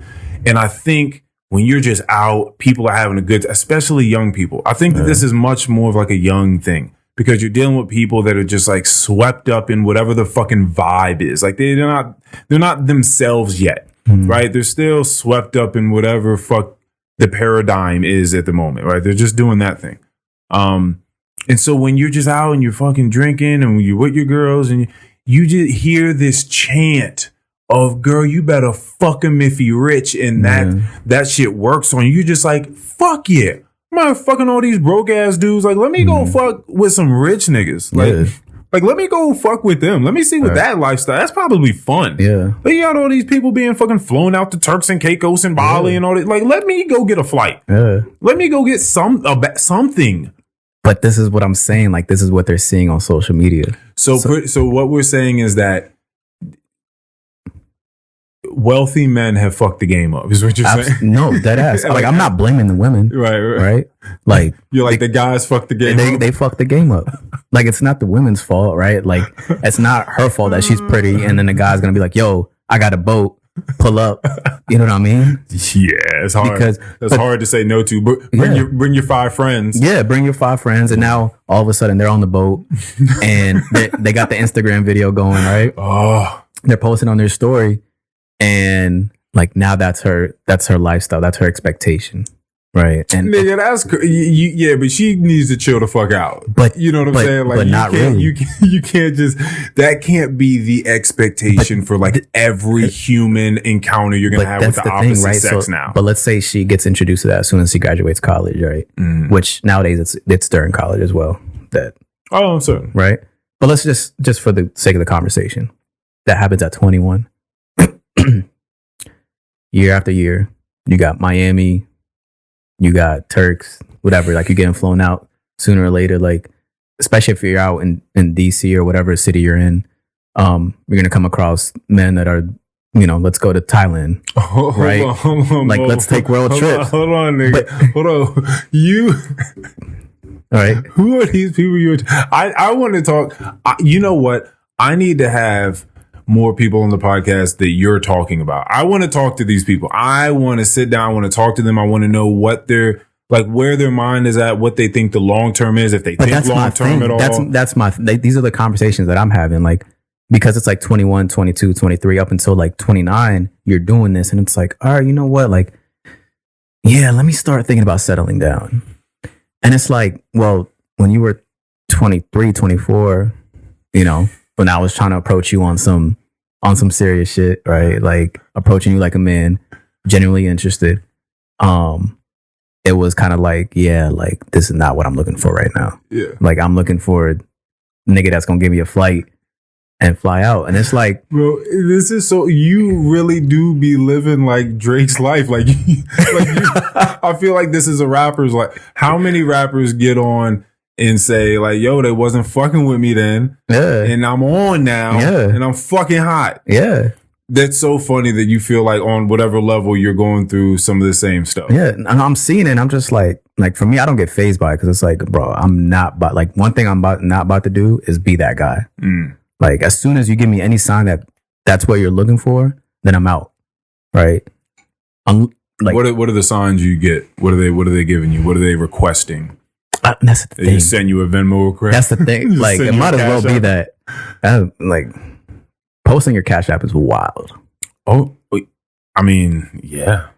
Right. The double standard is crazy. I didn't know what that was about before. Like when I first started seeing it, I didn't know. I was like, I don't see any links, like any nonprofit organizations like attached to this. It's like you're funding the pedicure. It's just, it's like whatever. Yeah. It's just me. But like, let me be, as a guy, post my Cash App. I'm getting called a broke nigga. Oh, for sure. You know what I mean? But but these people aren't even like OnlyFans people. These are just like, they're just posting it in their bio on Twitter. It's my birthday. And people just sending. And then the Cash App gets posted. That's what I'm saying. Like the stuff on social media, like again, like this isn't all girls, right? It's never all. But a lot of the shit is like a trickle down effect. So the more of it that gets connected on social media, people are seeing this. And it's like, all right, well, I just kind of want a taste of that lifestyle. And before you know it, like, you get a taste and it's like, I want more of it. Just that addiction again coming. Yeah. I've heard people talk about these, I mean, I've had it in my own way. If you ever lived a very wild life for any extended period of time, you just look back and you're like, one, thank God I made it the fuck out. Yeah. Like, because there's so many moments where it didn't have to go that way. Yeah. So good thing I made it the fuck out of there. Mostly unscathed, like, you know what I mean? Like, I'm not hurting from it, really. That's great. But you look back and you're like, fuck, I was living like a rock star. Yeah. Like, it was crazy, the fucking loop I was in, the shit the people I was meeting, the parties I was going to, just craziness. Just fucking chaos, but so much fun. Mm-hmm. I get it. And I think it locks people in. Like some people can't get away from it because it's just like people grow communities based upon where they go out to eat and drink and stuff like that. You see the same servers, the same bartenders, the same fucking patrons to your left and right. You're meeting your friends are meeting other friends. You're like building real relationships. Now someone from your friend group is fucking with someone from their friend group. Yeah. Like it's just it's a wild environment. You really create a community out there, but a lot of what is based in it is there's a lot of alcohol for a lot of people involved, drugs involved, a lot of money involved, a lot of flexing involved, like a lot of these extra things, but yet you still out there in that fucking maelstrom trying to like find someone, like, but you in the middle of a tornado, you're not gonna find, and you trying to like grab onto someone and hope that is a good person to be with. Like that's a great way to put it. Yeah, like once you get out of that tornado, once you get back on the ground, you're gonna be looking at the person you hold on to like, oh shit, yeah, oh damn, this isn't. I'm sorry, there was cows and tables flying around. A lamp smacked me in the head. We were in a tornado. I'm sorry. This is not what I thought it was. Yeah. That's it. You're just in the middle of some wild shit. It's a wild, even though it's so like rooted in what we do here in America. Like, I mean, not even just America, but just club life. It's a weird way to engage with other human beings, even though it's as prevalent and just as big and as normal as it is. It's a very weird way to try to find human beings and connect with them. Yeah. Anytime I've gone out, or even like I was having a conversation with someone recently, like I was like, should I go out tonight? Like, I don't know, man. Like, I mean, it's summertime. Like, I want to be out, enjoy the weather, have fun with my friends, listen to music. But, and my boy's like, bro, just go out. Like, you might meet someone. And I'm like, what? Like, might meet someone. Yeah. Like, one, I've been going out for, like, this isn't my first time going out. I have never met anyone that was worthwhile while I was out. Right. Yeah. And then maybe like I'm sure there's plenty of people that have, and I've gotten to the point of like marriage off of it. But like that doesn't seem like the chances aren't in my favor. Where would you find, because this could just be the question that people need to ask you, where would you find a woman like truly in your life, like realistically, if it was not Instagram or the gym? I don't know. You see what I'm saying? Yeah. You got to get out there. Yeah. You but like where? So I've been doing the Barnes and Nobles thing lately. What are you doing over there? I'm just going to work from there. Oh, like you're just pulling up your laptop? Yeah, I'm taking my stuff. Okay. Getting a little coffee. Yeah, grab a coffee and you sit in the corner. It's a vibe. Like, even if I don't talk to anyone that day, it is. It's a nice vibe. Like, I like doing shit on my own. Yeah. Right. I do too. Yeah. Like, so I used to not go to the movies on my own, but now I love it. Oh, okay. Right. Yeah. So like, I'm tapping into like my old nigga shit. Yeah, like, man. Do you? Yeah, it's fun. Yes. Yeah. Like, I don't know if I want to go to the movies with someone now. Like, I've reached that point. They go ruin the experience. Dead ass. I went. Hold on, now you doing too much. You gotta. I went to the theater like three weeks ago, bro. I had the greatest night for $10. $10 because it was after one of our summer league games, and then so it was a Tuesday. Oh, okay. So you got like $5 Tuesdays, right? And then I went to Chick-fil-A. I was like, man, I'm hungry. I was gonna grab some Chick-fil-A, and like I wasn't gonna eat it and then go into the movies. Like, I'm taking this food inside with me, right? So I took the Chick-fil-A, the fries, the drink, snuck it in. Oh, I was about to say, how'd you do that? Bro, okay. I had a jacket with me and act like I was in a rut. Like, it was. Gotcha. I was like, oh wait, theater 4. Oh, okay, cool. I'm late, right? And just walked in there, and then like the experience just got so much better because there was nobody in there. So I had a whole theater to myself. Oh, nice. So yeah, that's like awesome. I had a great night. You know. Yeah. Just that's nice. Chick-fil-A in the movies. Yeah, man. Sometimes you just I went to a museum alone. Which one? The African American Museum. Oh yeah, walked it. Yeah. That's a lot of walking. It was. I didn't get through the whole thing. Yeah, I haven't been there yet. Oh really? Yeah. You can get tickets easily now. Okay. But I've been there with friends before, but like I've had time off. So how are you feeling doing things by yourself? I like it. Yeah. Yeah, I like it. There's certain things that I do want to do with friends. Like last year when I traveled, I went to Morocco. Went to a couple cities in Morocco. And then like after coming back, I'm like, nah, like I want to go back, but I want to go back with friends. There's certain things that I think is fun without friends.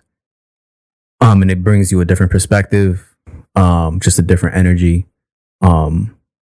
But there's things that you just need friends for. So I'm not like on this loner vibe. Like I don't fuck with the loner vibe either though. Oh yeah. I mean, there's something that both of those, because when traveling, I could imagine sometimes you go with people, and some people want to throw together a fucking like an itinerary for every day, every hour. And it's like, all right, I don't want to do that. Yeah. Like I don't want to do that. You have to just, there's just a vibe. Like what types of things do you want to do? How do you want to spend your time? How much of that time on certain things? Are you really compromising? because you can go somewhere and really just, if you do things yourself, you know what you like, you know what you want to do, you know when you want to wake up, you know when you want to go down to the beach, you know when you want to go to the museum, you know when you want to go speak to the locals and do some local shit. Like, you know all these things, and you can just do them. You don't have to worry about someone being sick in the hotel. You got to stay with them now because they're sick, and you got to take care of them. Or just some people aren't on that vibe at all. Or you're just with some friends that are like arguing about what to do or some shit like that. It's just like, oh, God. You can't travel with anyone, man. I know too many people to go on. This is why I feel like I may be picky in the future with who I go on trips with. I know too many people to go on vacations and come back tired as fuck. Like it didn't work. Like whatever they were chasing, it didn't happen for them. And they get back and they're still like they just left. Like, there's no reinvigoration. They've been waiting months and months and months for this vacation. They've been talking about it to everyone. They've been posting about it. They can't wait to go there. They get back. It's like they just feel lethargic. And I'm like, what the fuck is going on? Like, why do you feel like that? And if you feel like that, that gives me some indication of just what experience is like for you. And I don't want to take what could be this extremely beautiful, eye-opening experience for myself and then attach it to you and have to deal with it on your level at all. But that could also mean they had a lot of fun, right? Like, it was day after day. Like, it was one of those people that, like, because I have a friend like that, right? Like, when I go on vacation, I actually love going on vacation with him because he keeps me going, right? I don't, like, it gets to a point where I'm like, yo, you're on your own today. Because I need to just chill out, go get a massage, like, just have a me day, right? Like, order some food at the hotel and that's it. But he's the type of person that's like, on the go. I'm getting 4 hours of sleep and I'm on the go daily. So when he comes back, I don't hear from him for like 3 days because he's just catching up on sleep. Okay. So this is the conversation that needs to happen amongst people going on a vacation together. What are we looking to achieve out of this vacation? Exactly. I am not getting 4 hours of sleep any night that maybe I might give it one, depending upon what the itinerary may be. Like, if we're going to go get up to go on a big hike that day, like, I'll wake up early, which I've done before. Yeah. No, that's weird. That's weird. I don't want to do that. Because for me, the question is, what is vacation to you? What are you doing it for? Because for me, I think of rest and relaxation. Yeah. I'm definitely going to do some things that are not necessarily that, but I am looking to be rejuvenated at the end of this. Like, that's going to be my thing. I'm never going to be looking to be like, oh, I'll be able to rejoice in my success in how tired I am after this. So, like, for example, right? Like, if we were going to Tokyo, I hope you wouldn't expect that we're going to be rested after going to Tokyo. It's very true. Right? It's very true. But if we're going to the Bahamas or going to Jamaica, like, if I'm going to Tokyo, because that's going to be a lot of walking, a lot of exploring. There's a lot to do. I know, but I also don't. It's just like what do you want to give up? Because I want to have a great time experiencing it. But I also feel like trying to do the 3 hour sleep thing may take away from the experience because you're running around just like my brain is not really here. Like, it's a blur. I'm just moving through. So I'm doing a bunch of things, but I'm not really there for it. Like, but I know, like, oh fuck, we doing this now. Like, oh shit, okay, now we down the street, now we doing this. Like, okay, oh fuck. Like, but I don't really know if that's like, I don't know. I'd have to go to Tokyo with some time. Yeah. There's just certain also places where I'm gonna need time. At this age, even though we're not old, but like we're a little bit more, I guess, advanced in age. We're getting there, right? But the recovery time is not there. Look at the way niggas just trying to not say they're old. I'm advanced in age. Nigga, yes, we're getting. But we're also the recovery we're not, time is not there.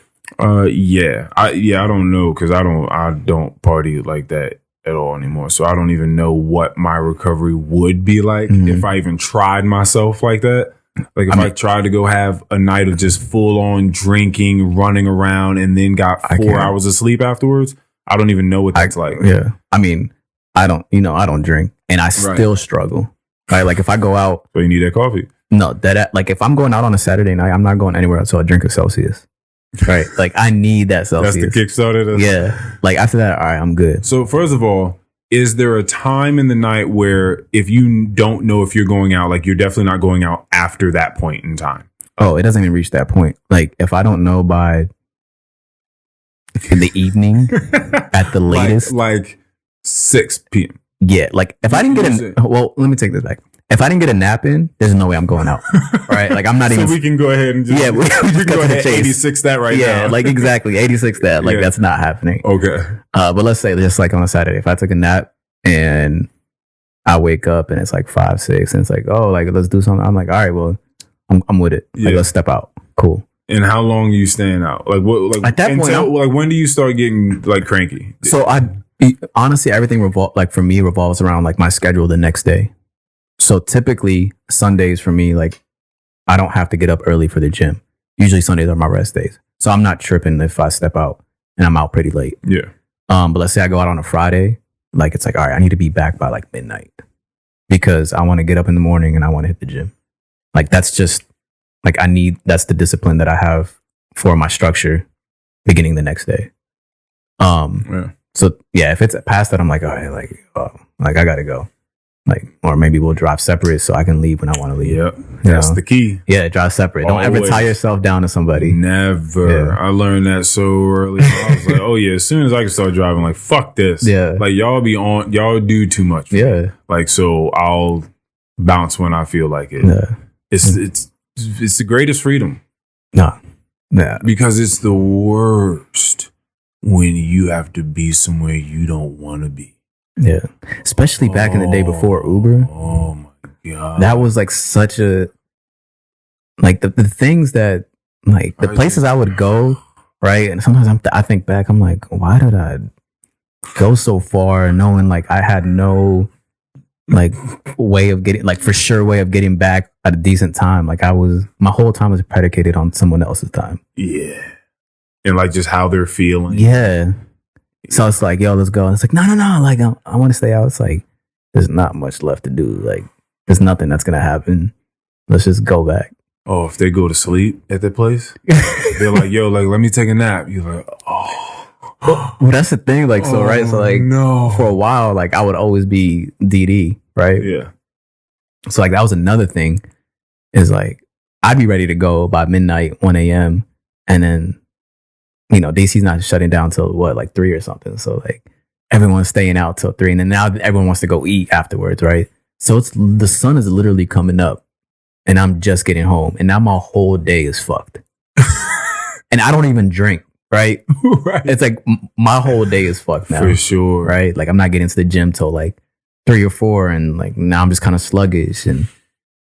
But that's people are cool with that. Like if time. Like if structure throughout your day doesn't bother you, the lack of structure, I should say, then that's cool. You have to have a pretty loose type of lifestyle. Yeah. Like, or it's just one of your off days. It's just a day you're going to have off from work or something like that. Yeah. And you've planned it up that way. But it's just to be like, yeah, I'm just waking up and I'm going. But some people fucking do it. Yeah. But again, it comes back to the Adderall, the cocaine, the whatever the fuck, all the coffee that they're taking. I'm going to do it weekend after weekend after weekend for years at a time. And think about the money you're spending, right? It's a lot of stuff that like, you know, you kind of put yourself behind in a lot of ways that you don't necessarily think about. Or like you said, because they're in that moment, they're in that tornado, they're just, I'm riding this wave like it's fun. Like you can't. That's the thing about a tornado. Like I've been inside of one. I don't really know, but I'm almost certain that's what it feels that like on the inside of one, it's really hard to look outside of it. Yeah. Like to see what's on the other side of the fucking gusts. Yeah. And all the other shit in dirt and ground, just earth ripped up from, you know. Yeah. I imagine that when you're, I mean, I don't have to imagine. We've all been swept up in some shit. Yeah. So like when you're swept up in it, dude, that shit doesn't exist. Like the outside of it doesn't exist. It's not an option for you to do that thing. And that's what's so, pernicious about alcohol and in all things that do not lend a hand to mental health, right? Is that it's those things that continue the storm. Yeah. So like you just can't see. I always talk about this excerpt of this book, The Great Expectations by Charles Dickens, because I read it a couple years ago. My little sister gave it to me. And I read this part in the book where the main character he was like rich at this point because he started very, very poor. And he's rich at this point and he's in this bar just running around this city with all these other rich boys. Yeah. And they all have too much money. They don't know what to do with it. And they're just all out just spending money just as you would expect young boys that don't know what the fuck to do with money but have too much of it. Yeah. And they're just drinking and it's excess, it's hedonistic, it's just like the nastiest, most grotesque version of just, unbridled wealth. Yeah. No value to it. No value. It's just vacuous. It's nothing. Yeah. And this book, because it's in third person omniscient, which is my favorite in like narratives, they give you a sight into this boy's mind, and he's like letting the reader know none of us are happy. What's crazy is that we all know we're unhappy, but we stay in this thing to encourage, to foster a delusion that we can all live inside. Like, so we all kind of know, like, this is kind of some bullshit. Like, I'm sad. I'm pretty certain, like, they're sad too. Yeah. Like, so we're just trying to distract ourselves greatly from the fact that we're sad. But we're all, it's like the weirdest thing because we all know we're doing it, but we're all still going to play the game like we're not. Act like we're not. And we're just going to keep this up so we can encourage each other to stay inside of this delusion. Yeah. Like, this is actually just a great time. And so on some level, that's just like a huge club scene. Do you think for a lot, not everyone, but for a lot of people, they're just swept up in it. And this is why you're talking to the people that you're talking to. This is why you even have these ideas about these people, because these people do exist and they're on Twitter and they're saying all these things, and it's like very inflammatory and it's sensational.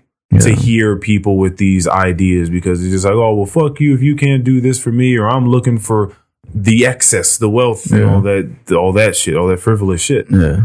But that's a tough one to crack. Like the thing I always wonder or question is, like, do these individuals ever kind of just take a step back and look at, like you just said, a third person view of what it looks like as far as like every action that they're taking? No, because that's outside of the tornado. So they're I'm here, I'm in the moment, I'm not looking any other way. It's tunnel vision. Right. Like I'm in it. I'm in the midst of it. Yeah. So all I can experience is this. Like, I can't have the perspective to look back at what I'm doing and see all these different angles and play around with them and weigh all the pros and cons. Like, I can't. Like, I'm in the middle of it. Yeah. I'm not going to think rationally about it. Yeah. Like, you literally have to. That's why, I think I stopped kind of beating this horse down. I don't speak about people meditating so much. I know I speak about it being a part of my life. Yeah. But the reason why that's so important to me is because I think it's the key to a lot of things. And I think there are a lot of different ways to meditate, but I think that overall practice of mindful reinforcement in your life is very, very important. When you don't have that, you just miss out on a lot of shit that's going on around you. Like, you simply can't see it. And when we're talking about emotions, like, experts will tell you that when you get angry, like when your emotions rise up in that way, you stop making logical decisions.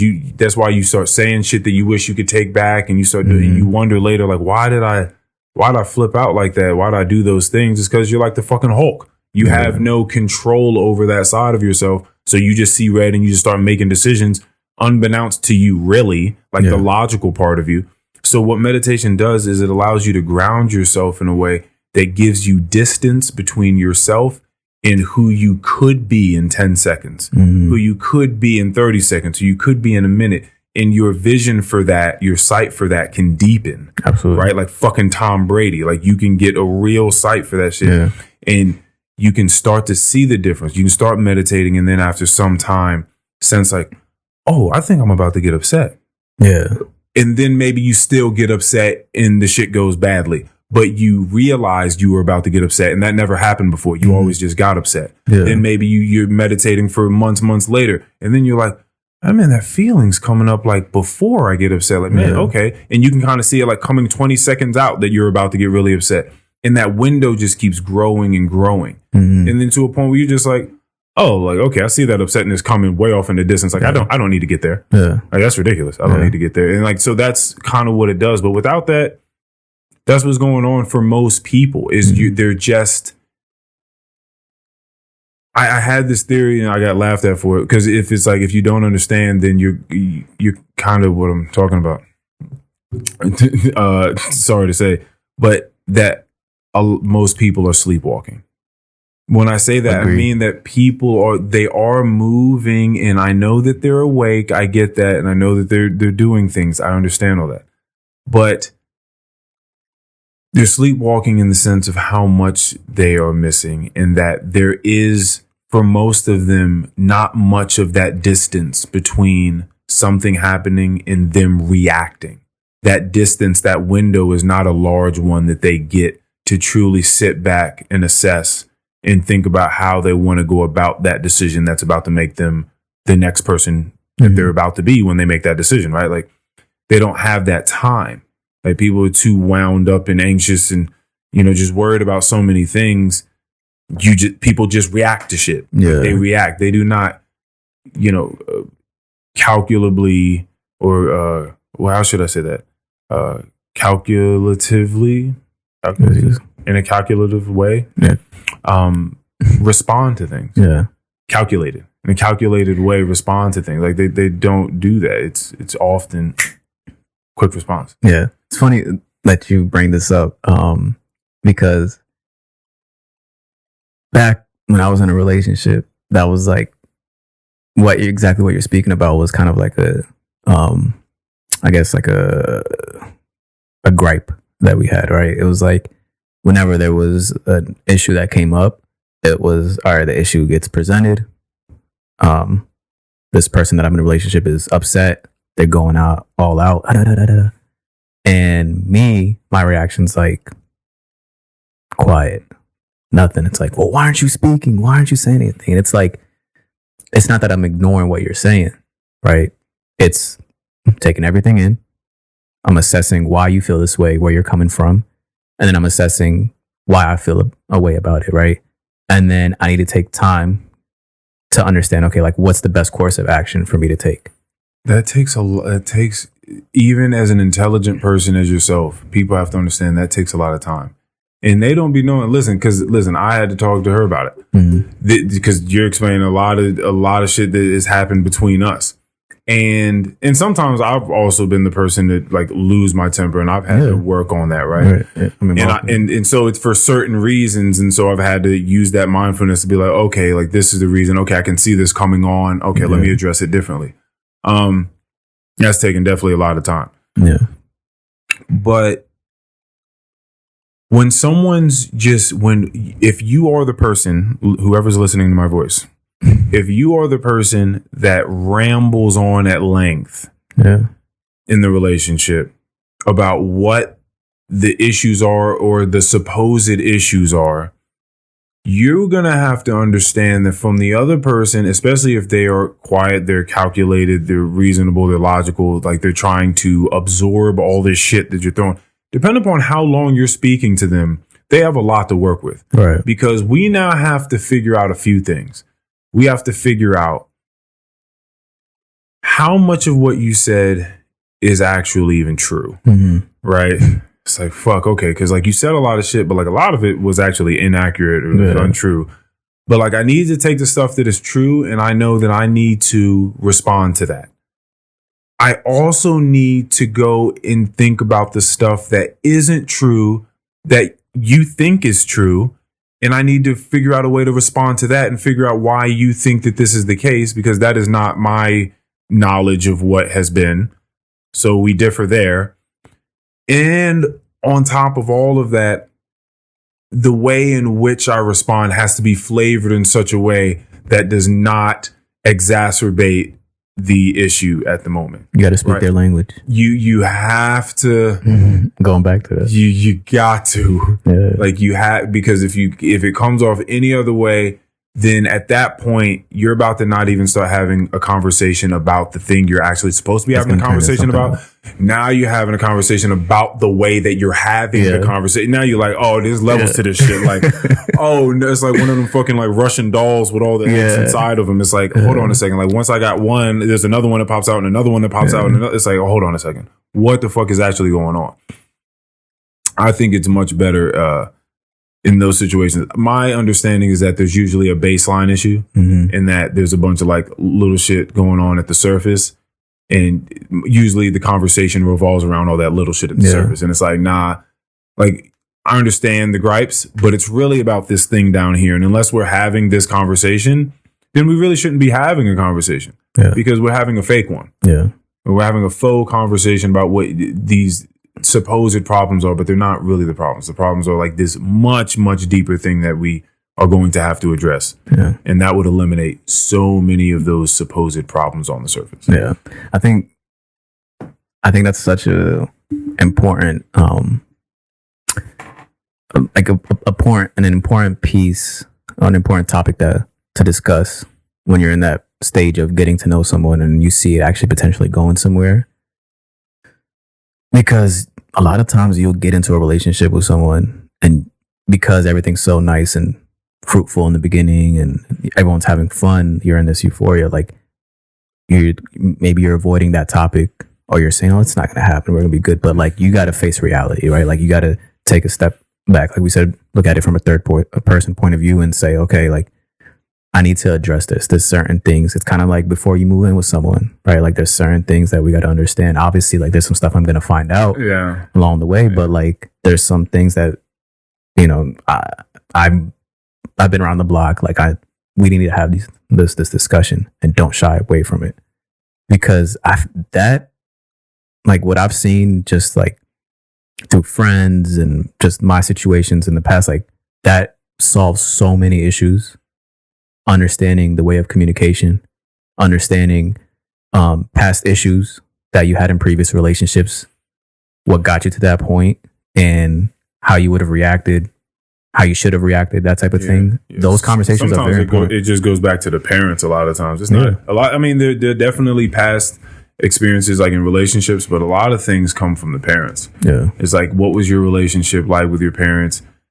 You know, did they allow space for you to talk and feel free? Mm-hmm. Or, you know, did they tell you to shut up often? Or like what? Because these things, as we talked about, they'll come up in other ways. So you're just like, huh, what was going on? I see why you. Yeah. Like some people are trying very, very hard to do something, to show themselves in some way, you know, to their parents. And that shit will manifest in other aspects of their life, for sure. So it brings me to a question for you. So are you, let's say you're at a point, you know, with a woman that like you want to take the next step with. Do you think it's important to get in somewhat of an understanding of their previous relationships, and be somewhat privy to that? Or yeah, I think that should just come. I mean, again, things are also very different for me in conversation with people, but I don't see why that wouldn't come up in conversation unless both of the participants were trying to not bring that up in conversation. Because I know people that are like strictly like, we're not talking about anything from the past. Oh, and that's in the past. Whatever you had is in the past, and we're just moving on with with ourselves. And it's like, I can respect it and I get it from a certain angle, but it's also a very slippery slope. Yeah. I'm not rocking with that because like you're asking me to be a part of your future, which was a part of your past. Like fuck that shit. Like that's crazy. That's a bar. Yeah, that's fucking crazy. Like because that means that if you start tripping out or like if any reason you start acting unpleasantly, right? In my eyes, I can't necessarily ask you about that thing then because it may come from something in the past. Mm-hmm. And you're just like, what are you going to, it's something from the past. Don't ask me about it. Yeah. Yeah. So what we going to do for the future? Yeah. I don't know. Yeah. Like I don't understand. Like what's the recourse? Like I don't understand. You said it on the last pod with Tyler. You were like, you got to be with someone that's willing to compromise or like cooperate. Listen. Yeah. It's everyone starts from somewhere, right? Mm-hmm. Like everyone listens to a podcast or listens to a song or reads a book or hears a quote or something, and that starts them on their journey to understanding the next bubble that they haven't popped, the next field that they have not discovered yet. And so maybe you never know what people need to hear. So for us, it seems very, very basic, but yes, you want to date someone that is willing to cooperate with you. Yeah. Cooperate is not something subordinate. It's not subservient. You shouldn't feel bad or less of yourself because you cooperate with other people. I'm certain that that's a perspective. They're like, oh, I don't need to cooperate. Like they need it. Like, no. You need to cooperate. Yeah. Like we all need to fucking cooperate for things that happen. Like it just means that we're operating things together. That's all it means. Mm-hmm. Like I can't do this alone. Like, or else why the fuck are you here? Right? Like we need to cooperate. I need to be able to speak to you. And now again, they're definitely, we have to figure out what times to speak. Cause maybe I'm not like, I don't want to speak in the morning. Yeah. Right. Or maybe, I need to process all that shit you've been screaming at me for 30 minutes, right? Before I respond to you, because I'm not trying to do anything. I'm not trying to have you blow this bitch up, right? Yeah. Whatever the case is.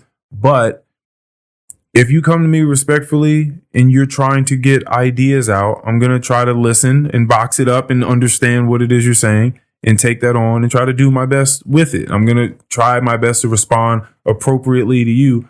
But if you don't have someone that's willing to do that, like you come up with an idea and they're just like, nah, you stupid. I'm not trying to hear that. Like that's, you're not, you have to get the fuck out of there because there's no way out. Like there's no upward advancement. There's no room to go anywhere because the person's not willing to hear what you have to say. It's different if you're trying to explain to someone and they just don't understand you. Yeah. And they're like, like I hear what you're saying, but like it don't make sense to me. Like I'm not quite getting it, but like they're trying. But if someone's just telling you they don't want to hear what the fuck you have to say about something, you have to get the fuck out of there. Yeah, you have to. That's a death trap. You're gonna find yourself. You'll go crazy. You will go crazy. To me, like what I think about is like did that couple, right? Did one or both of them get into that relationship or that situationship with like the intention or idea like this is just this is cool, like I somewhat like this person, and like I'm hoping that I don't have to work through things or we don't have to work through things. Like I kind of wonder at what point does one or both individuals say like I actually have a genuine interest in this person, right? And like I have to understand that in order for this to work, like I'm going to face things that are going to be tough, that are going to be hard. And like that's kind of like I don't know that there's an answer for this, and maybe there is. But for me it's just always like at what point is it like do you actually want to see yourself or have a future with this person, that like it's even worth it to address certain situations. You have to. I think that comes with a sight as well. I think that comes with knowing people, with learning yourself. It's sort of like it's scouting. Yeah. It's scouting. Yeah. Like some scouts are just better than others, and they're like, oh, that kid's going places. Let's get him. Yeah. Like, and they just fucking know, you know, Yeah. like some people are just better at that than other people. If you know what you're looking for, like you're scouting, you're just like, okay, we're not there yet, but I see it. Like I can see this working in the future. I could see us working towards it. I could see us, like what we have done so far has proven to me that we have what it takes to forge ahead. That's what it is. It's not like we're not there yet. I don't know exactly how it'll happen, but from what I've seen, the data I've collected from our various engagements has shown me that we have what it takes to forge ahead. Yeah. Like it's gonna be hard, I'm certain of it, but I think we can do it. Like I think we can do it. Like we'll be caught up. There'll be some nights where we're fucking mad at each other, whatever. But like we're gonna shrug that shit off. We're gonna bounce back. Are you someone that can have a lady grow on you over time? Like maybe after that initial day, you're like, oh yeah, she was cool. But then you actually go on another day and a third and a fourth day, and you're like, well, this person's actually kind of growing on me, even though initially I thought it wasn't going to be it. Yeah, I mean, I think I was dating 4 women when I was dating her at the time. So like, you know, casually. So there were, so clearly I liked her enough to continue to go on dates. But initially, I, you know, like I met her. Yeah. I liked her. We went out on a date. I was like, okay, this is fun. Like I liked her a lot. I wrote her. Now this is something that RJ made fun of me a whole lot about because I get it. I get it, and it probably does sound weird, but all these things are just the vibes. Like it makes sense if it makes sense in that very particular thing, but when you tell it to the next person, it may sound really weird. But I had this piece of hemp paper because I have a hemp diary. And I ripped out a piece of the hemp paper so it looks like old parchment paper that fucking, you know, the Declaration of Independence was written on, some shit like that. Yeah. And in pen, I wrote a quote down that we had said the night prior. Okay. And it was like a kind of like a cool quote. And so I wrote that down and put like your admirer in Spanish and put like a rose there and like and something else, I feel like. But either way, so that's what I did like the following day. Now, still, even at that point, I clearly felt a connection. I felt like it was a good time we had. And like I was clearly willing to do that thing. But I was still dating women far along after that. But there was something there. And as I've had to go back in my mind and think about what it is, which is very, very difficult because I think, you know, when people just say X factor, it's like trying to figure out what you feel like that thing was that was different. But I think there was a certain level of honesty in the way that she showed herself. And it was, definitely honesty. And also just that there was the person I was speaking about, that the non-sleepwalking person. Yeah. Like she hadn't developed that muscle a lot yet at that point in time. But she was sort of coming out of that dream lifestyle. Yeah. Right. And then got on to yoga and changed her diet and lost a bunch of weight and then started hanging out with me, and then all these fucking other ideas and intellectuals and philosophers and shit like that I follow in life then were supplanted into her life. And then she started thinking about things, and then it blossomed in a lot of ways. But I saw that there was a deeper potential there. The other women I was dating at the time were fun. They were beautiful. It was a great time. The thing that I really felt like set them apart from her was I wasn't going to encourage all delusions, right? Because I don't like to do that. I like to try to speak about things as truthfully as possible. And when you touch on certain topics, I'd see a very deep resistance to budge on that thing. And I'd be like, oh, like that was a weird place to hit. Right. But I didn't really feel that with her. Like she even if she didn't understand what I was talking about at the time, she'd be like, like, okay, like, what are you talking about here? Like, she was trying to understand what the fuck was going on. As opposed to, say you make a remark about someone's friend. Now, that may be tough because for them, it's their friend. So they want to be like, no, they're amazing.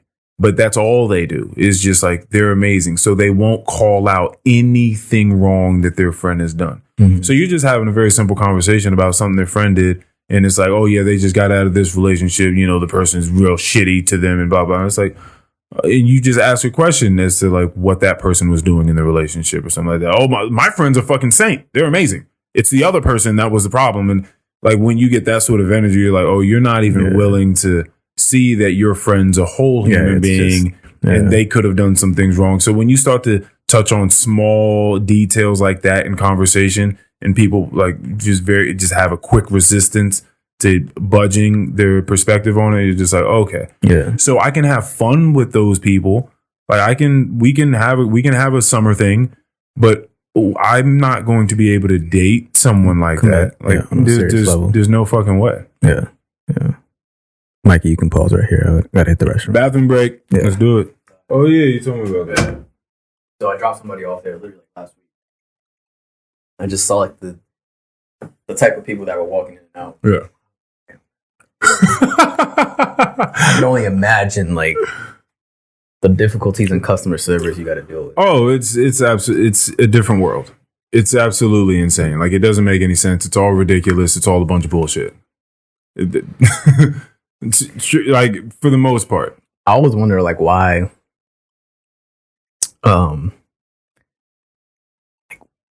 Why do people continue? And this is like even in the workforce, right? Like, at what point do you got to understand that being a dickhead ain't gonna get you nowhere? Like, it's so much easier just to be someone that's nice, a good leader, someone that's gonna look out for your employee or the people that work for you, than it is to be just a dickhead. Is it easy though? I think the road sometimes to not being that person might be very difficult for people.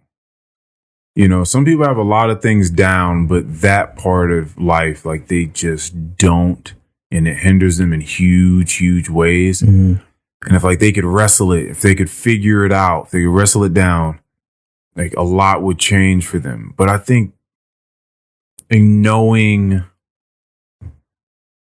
how to be assertive, but not necessarily aggressive, and like truthful, but like you're not just telling everyone's business, right?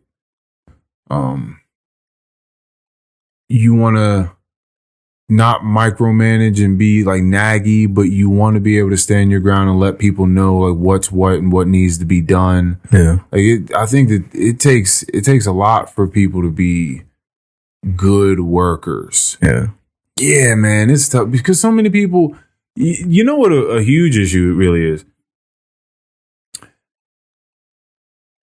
Because you can't really have like the real discussion of work. The real discussion of work is a lot of people are going to be put the fuck out of work by automation, right? That's one thing. And another thing is a lot of the reason why that's going to happen is because people are just unreliable, not only just in their nature with how they structure their lives or do not structure their lives, but just unreliable in the fact that we're meat bags. Right? Like, so automation is going to take that over for us. Now, on the first point of people just being unreliable in their paths in life, health, huge thing. But people, you can't, in a leadership position, tell people, hey, I need you guys to go home. I need you to get a good meal in. I need the meal to look something like approximating this.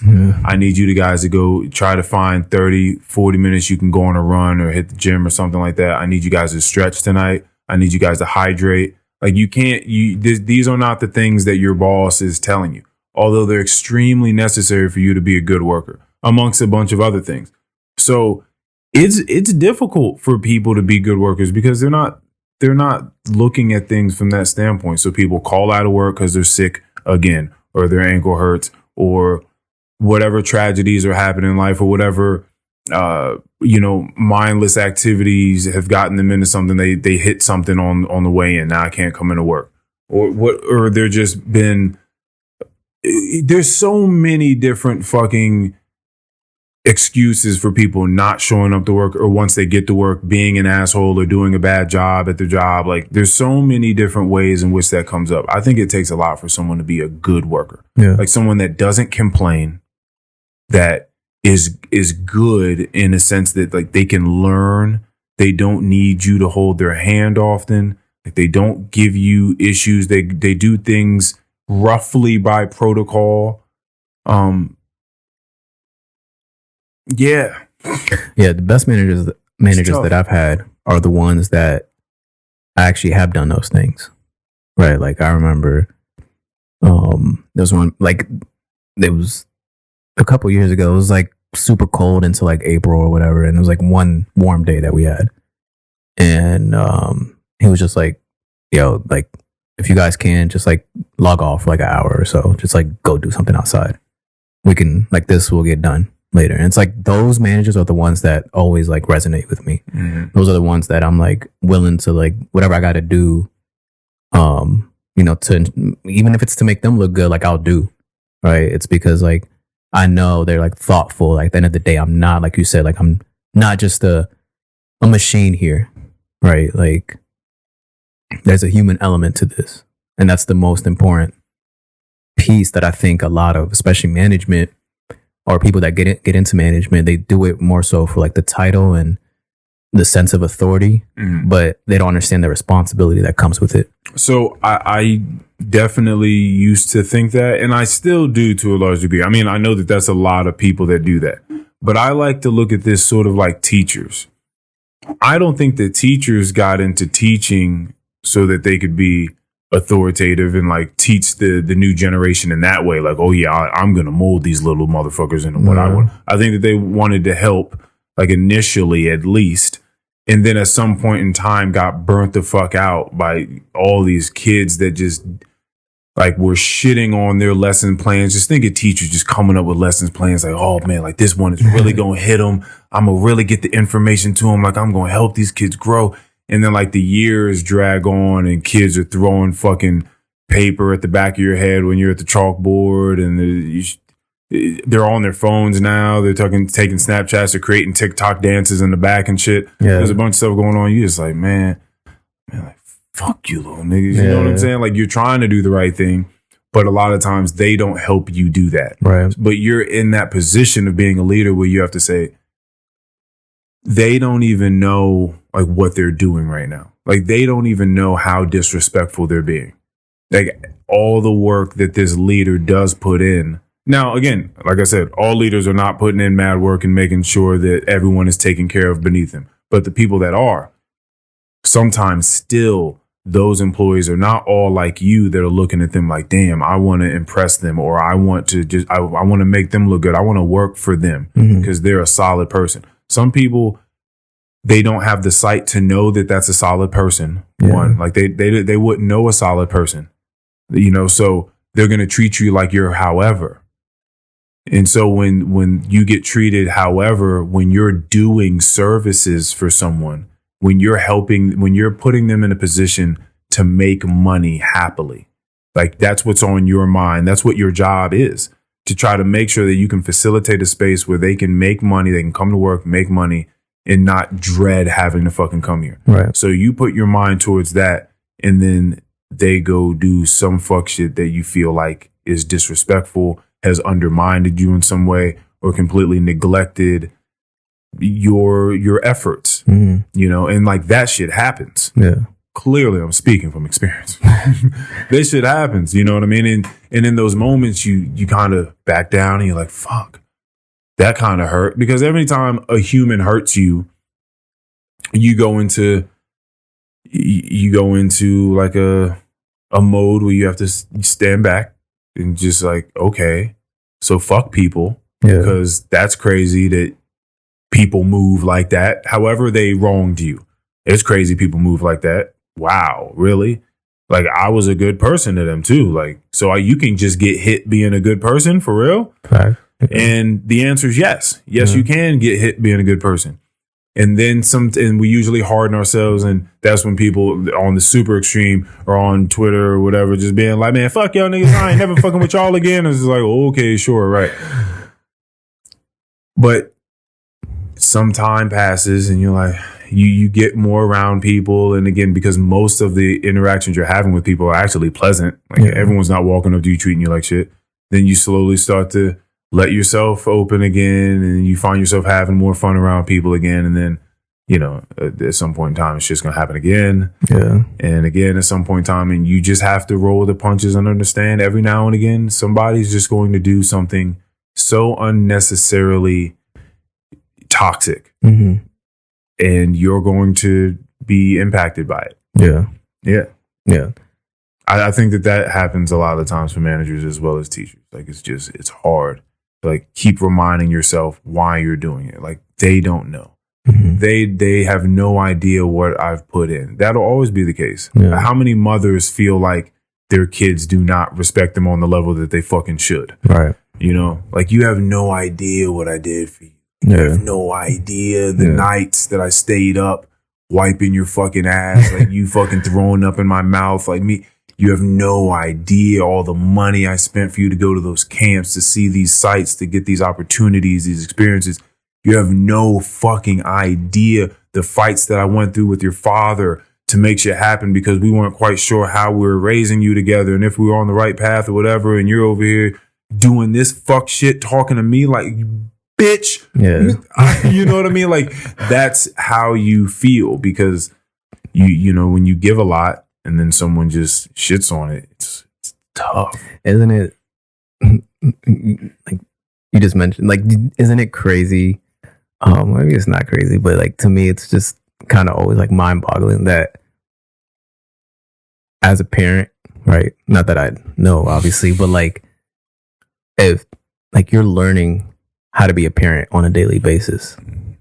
Yeah. And sometimes, like, now that I'm older too, like I think back to certain situations, right? Like, maybe if I was in trouble or whatever it was, like my parents were involved, it's like, all right, maybe that wasn't the best way to go about it, but I can't blame them for that, or can't be mad at them for that, because it's their first time in this shit too, right? Like, especially if you're the oldest, right? Like, it's their first time around learning from it. So it's like, it's an interesting like crash course, right? Like, you have the kid doing something that's, you know, like they shouldn't be doing, and then like now they're learning that this is something that I shouldn't be doing, right? Like, it's like, I'm learning that this is a bad thing and I shouldn't be doing this, and then you have the parent like learning how to discipline them and what's like the best course of action to discipline them. So it's like so much learning happening on both ends. Yeah. And when you're raising a kid, like, these are very pivotal moments, you know, that are ultimately going to shape this human. And like, and shaping the way in which they're going to relate to you. Yeah. The way in which they're going to feel or not feel comfortable speaking to you about things. Yeah. Like, every reaction you have, like, every one of those moments matters, because they're remembering that shit. You and I were just talking about like our fathers. Yeah. And like, they weren't, I mean, my dad was a little angry every now and again, but I was also making him angry. But just feeling like there's a guy here. Yeah. He definitely sleeps here. Yeah. Like, he definitely provides for this place. Yeah. But like, who is this? Who are you? That ass though. Like, I don't know you I don't know what you like. Like, I don't. Our discussions are very minimal. Yeah. They're more like orders. Like, you know. Like, make sure you get these things done today, or whatever. Make sure you pick the weeds out. Yeah, like, don't give your grandma a hard time, whatever the fuck, and then you're out. Yeah, it was very interesting. I didn't know him. Yeah, no, I growing like, up. but even to this day, like, I'll catch myself like, whatever like story or whatever conversation I'm having with my mom, like, it's definitely not a conversation I'm having with my dad, right? And like, I had to, you know, like, grow to like learn how to speak to him. And just get to know him. But it's like, it's not to his fault. Like, he was busy, like, trying to, you know, give us a decent living, right? Like, putting food on the table, that type of thing. So it's like, I could see how it also becomes an issue for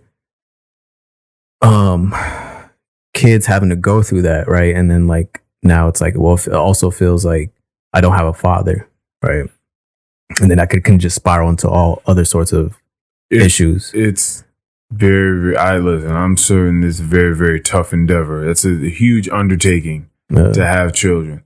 And I know my own father has expressed, because he was working a ton. He's like, man, like now I think when I look back and I have all this time, like, should I have been around more? Yeah. You know, I was trying to give you guys everything. Like, right. I was trying to fucking work and provide.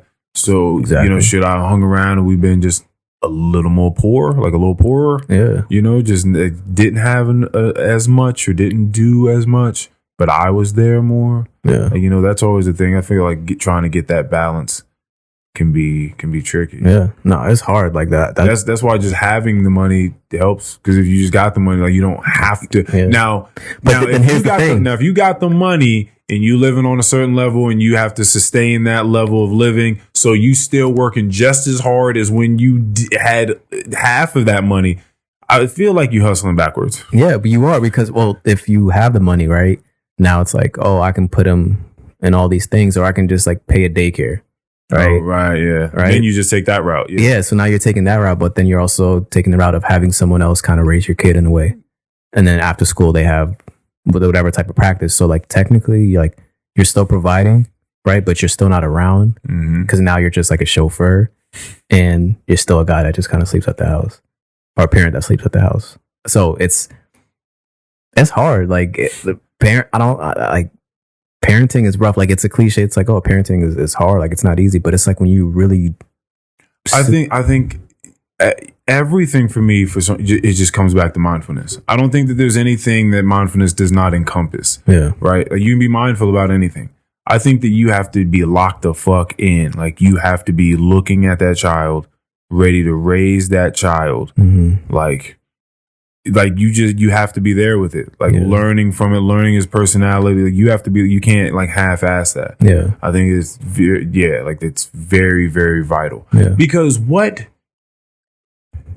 have you ever been fired from a job for like performance? Like, your performance was so bad that they had to fire you? No. Like, your numbers don't add up, or like you're just not doing your job well. We have to let you go because you're so bad at your job.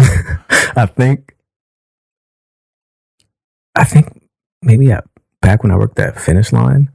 What were you doing? Your sales wasn't up? Like, no, it was like during the holiday. No, actually, now that I'm thinking back to this, no, like it wasn't sales based, but it was more so I gave someone 2 different sizes. Right? How did you manage that? I don't know. Sometimes the shoe used to get mixed up, right? Oh, okay. So it's like a 9.5 and like a 10.5, and like you're supposed to check, right? Like, I remember, like, you're supposed to open up the box and like you're supposed to check the inside. Even they'll do it at the register as like a double check. But who was supposed to be my double check didn't double check. They fired you off of that though? No, I also called out a couple times. Okay. So this was, all right, disclaimer, this was in high school. So I had the job at the movies, right? Yeah. Okay. So like I was calling out a bunch of times there. So I was like, all right, like the one day you come in, you also fuck up. So let's definitely get you the fuck out of here. You waste the payroll. But the point is that it's been very interesting for me when people do get fired from that, because I'm thinking, oh, okay, yeah, you really shouldn't be doing that job, because for you to be there and I've stayed there and you've gone through training and whatever the case is at that particular job, and you're not picking it up, like to just a standard level. Like, you don't have to be a superstar, you don't have to be employee of the month, but like, you're so bad that they have to get you out of the company. Mm-hmm. Like, you're that much of a hindrance on the operation of the company. Like, we gotta get you out. Like, you're hurting us.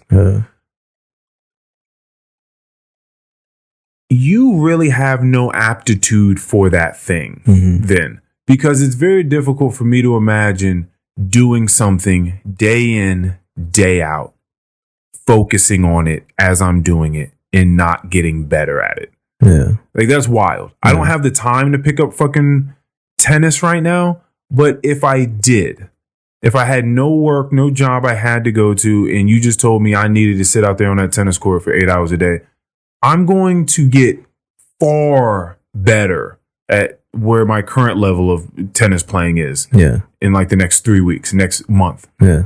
I'm going to be, 8 hours a day, put in 40 hours a week. Yeah. I'm going to be so much better. Yeah. When you're a parent, yes, I'm certain it's hard. I'm certain there are many things that are hard, but I have to believe that this is one of those cliche things, and it's cliche for great reasons. When you put your mind to something, like when people say that, like, what are they talking about? Like, you got to put your mind to it. Like, oh, it's one of those things. Like, oh, it sounds nice, coach. Okay, I guess I'll. What's he talking about? Shit, put your mind to it. Like, I don't know, man. I guess just think about it. Yeah. Dude, I don't. What am I thinking about, dude? I don't fucking know. Yeah, like I don't fucking know what to think about. Yeah. You have to bring into focus that thing you're thinking about. Yeah. Like, as we were talking about the lens before and like bringing the picture into focus, you have to be able to see the fine details of like what that thing is. Yeah. If you don't, it's like you're not going to be making the decisions to like get to that place. It's going to be skewed. Yeah. So you're going to be making like miscalculations like during your journey. Yeah.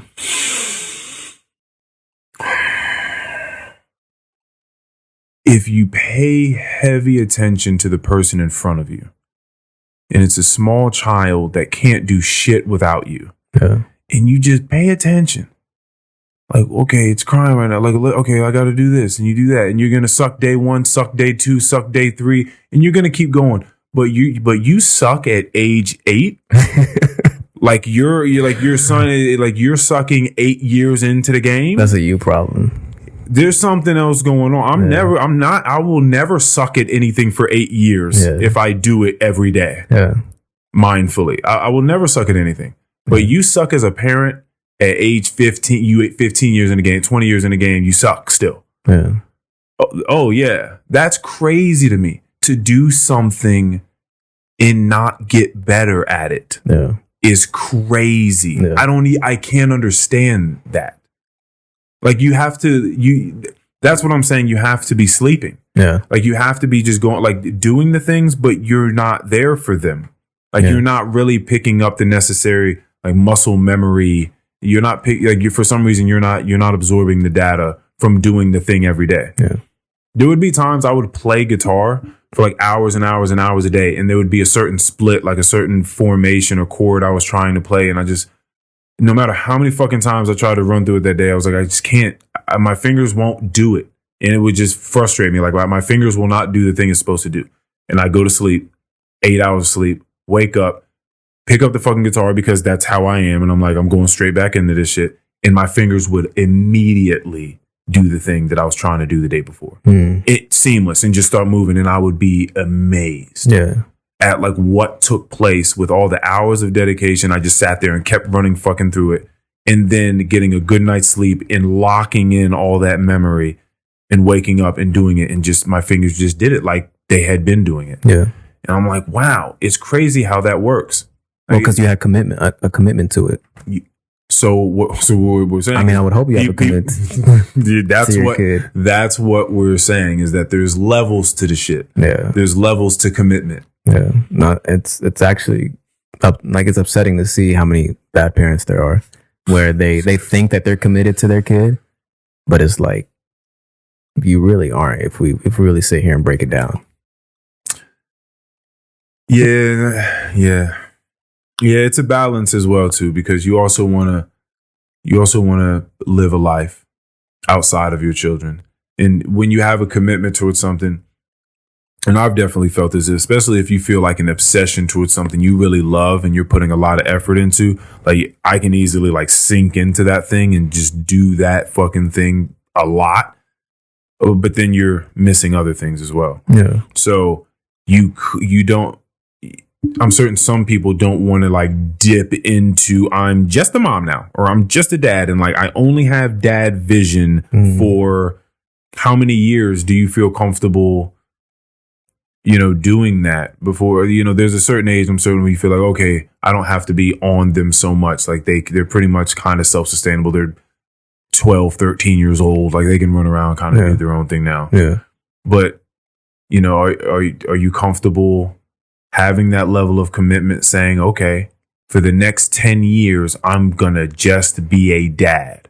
Yeah. Like all this other shit that I do, all these wild extracurriculars now and again, but I'm just focused on building a model citizen. Yeah. You know what I'm saying? It seems like a worthwhile endeavor. Yeah. It seems like, like it's worthy. I get it.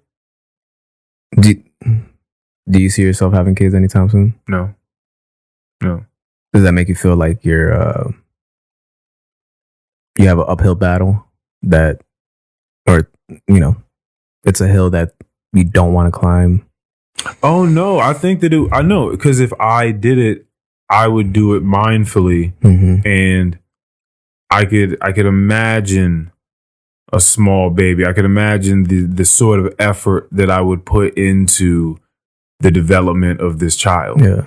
Because I know what it takes. I know how important things are, like speaking to the child, playing with the child, spurring creativity and imagination, and also at the same time not allowing them to grow old and just start believing in bullshit, right? To have creativity. I've been, well, my parents' method of raising my brother and I have been questioned. And that is not allowing us to believe in Santa Claus and little elves and bunny rabbits to carry on chocolate and did nothing. And people will say, well, damn, like they sure did like shut down your creativity, like your imagination.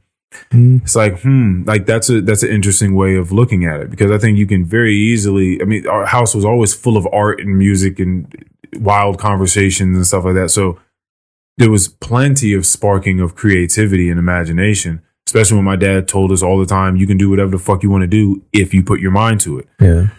But there's also this understanding of there's a lot of bullshit in this world, and you're going to have to get out there and sort of try to decipher between what you want to subscribe to and what people are trying to push on you and what weight those things hold, like what's bullshit, what's not, and why. Yeah. So you need to understand that there is no white man that comes down a chimney that we don't even have to come give you gifts. Yeah. I work very hard. Watch me take you to Toys R Us and get you these fucking toys. And that's exactly what he did. He took us to Toys R Us and he said, go get the toys that you want. So I knew. It was like, oh shit, that's my dad. He went and got them shit. Got it. Tooth fairy, I took that fucking tooth out, laid it underneath my pillow, woke up the next morning, put the pillow up, tooth was still right there. Damn, ain't no tooth fairy. Yeah. Right? Like I knew these things growing up, so I questioned things growing up. Like, so when people would just wholeheartedly say something or believe in something and say, oh yeah, like this is definitely the case, I'd be like, how do you know? Like, really? How do you? Yeah. Like you question things, like why do you think that? So that's some of that critical thinking piece that we're talking about that's missing a lot of the times. Is just do you see yourself, when it comes to raising your kids, do you see yourself applying those same concepts?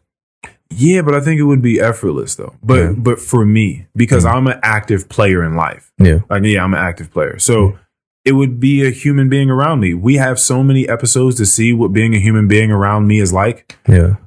Like this shit is on or off camera. Like it's just like, so if there's a child here, it's like this child is about to be a child of mine. Yeah. Like they're going to have to be in the house with Earl. Yeah. So like, you know what that's going to be like. Yeah. Yeah. So yeah, we're going to be having conversations about things. We're going to be talking about how we feel about stuff and how we're perceiving the world and what's making you feel this way and why, and bouncing that off of different ideas and different perspectives. And yeah, it's going to be a fucking madhouse. Yeah. If that were the case. Now, I just explained this to someone else. The only reason I can't see myself doing it is because as I would do it knowing that it's strictly a selfish, and some selflessness somewhere in there, but mostly a selfish, emotional, bolstering that I'm really looking for. Because logically speaking, unless you do believe that we're running out of human beings, or that there is some scare that in the future there will not be enough human beings because people are having less children en masse or something like that. I think I heard something about that going on somewhere. I don't know if it's true or not. But if you believe in that, then you would say, oh, well, we all have an obligation to have more children because we're team human and you want humans to continue on. If you care about that. If you don't really believe in that, you don't really think that there's an issue with population, then you're really doing it because babies are cute or because it's what's expected of you from someone else, right? That either it's your, religious community or it's your parents or whatever, your friends, whatever, that feel like, oh, when are you going to have kids or when are you going to get married? Like you're doing the whole thing. Or you truly believe that just giving a life is the ultimate gift, and like that's what it is. But I've seen gift giving go wrong and people are like, I hate this gift that you gave me. Why did you give me this gift? Except when you're at someone's birthday party, it's much easier for them to just throw that gift away or gift it to someone else. But if I give you the gift of life, throwing it away is suicide. Right. And you can't give it away to anyone else. Yeah. Right. Unless you're just a slave now. So both of those are not good options. Right. That's not why hopefully any of us are bringing someone into the world. So I'm not doing it thinking, oh, I'm giving the most beautiful gift that could be. Right. I'm not doing it for that. I'm not doing it because I think it may make me a version of myself, a more enlightened, vulnerable, beautiful, wiser version of myself that would never exist if I didn't have the child, because that's still, to me, it feels just too selfish, too selfish. So I can become the next version of myself. Like I have to bring you into this world. And I just feel like a life is so valuable. Like it's such a big deal that I just shouldn't do it on a whim like that because I want to do, be the next version of me. Yeah. So like every way I try to look at it, logically, it doesn't make any sense for me to do it. And emotionally, I don't feel that urge for my seed to carry on this planet. And for someone to, I don't know, because some people live vicariously through their kids. Like you got to right the wrong, you got to right my wrongs, or you got to, do the things that I did. I don't have none of that shit. So it's like, I think a lot of the reasons why someone would have the desire to have children, I don't feel them. Yeah. Yeah. I don't feel them. That's fair. Yeah. That's fair. I think, like, I definitely, I've gone through phases like that, but I've also gone through phases of like, I would really be open to the idea of adopting. Yeah, I've thought about that. Yeah. Like, I think that's such a cool... I've thought about that. Like, great, feel good. Like, just it checks off so many boxes. Right? Like... You got a lot of good human points that day? At least I tell myself that. A lot of good karma that day? Yeah. Yeah, nah, like... The idea of kids... Like, and it maybe... Like for me, in a sense, like it also feels like I've raised a kid already with my brother, right? Because there's a 16 year difference between us. So like I was up during high school, my freshman year, like putting him to sleep up in the middle of the night, helping out, and then having to get up early in the next morning and go to class, right? And then like I'm paying for his camps, I'm taking him to the barbershop, that type of thing. So like in a sense, like it feels like I raised a kid. So like I have a sense of what it feels like. So like, there's days where I'm like, man, like I can't wait for that. Like I have one of my boys, his son is like a year old now. And like when I leave, I generally crave like to go back. Oh man. Cause they're so cute. You have that sort of relationship with them? Yeah. Like, absolutely. Awesome. Yeah. Like I look forward, like last week we went out to brunch, and he brought him and I had like, I wasn't even in the conversations we were all having. Like I was just like hanging out with him because it was so much fun to me. Yeah. But at the same time, it's also fun in that moment because like I can just give him back. Right. Always. Yeah. Like you got to be honest with yourself at the same time. Like, yeah. Like it's kind of like when you're in a relationship with someone that you don't live with, like, all right, cool. Like, if you don't feel like hanging out today, like I don't got to see you. Not only that, but only just the goggles of seeing someone and being like, damn, like they're sexy. Like, yeah. and people feeling like what I would give to be with them, but yet they are annoying the fuck out of you have someone. no idea. No idea. They're annoying the fuck out of someone that day. Yeah. That's fucking crazy. So I do want to ask you this general question. I feel like I should just start asking people this question more often. In a general sense, in your life now, looking back in the past, where you are now, where your future is, aspirations, potential, health, everything overall, where are you at? How do you feel about it? Spiritually, I mean, overall, how do you feel like you're floating through? I'm in a incomplete / unsure phase. And I say that because I feel like the unsure part is always going to be part of me, and a part of probably any human, honestly, because you have aspirations, you have goals, but you never know how things are just going to turn out. But the reason I say that is because, so like going back to like early college days, right? Like my goal was to work in sports, right? And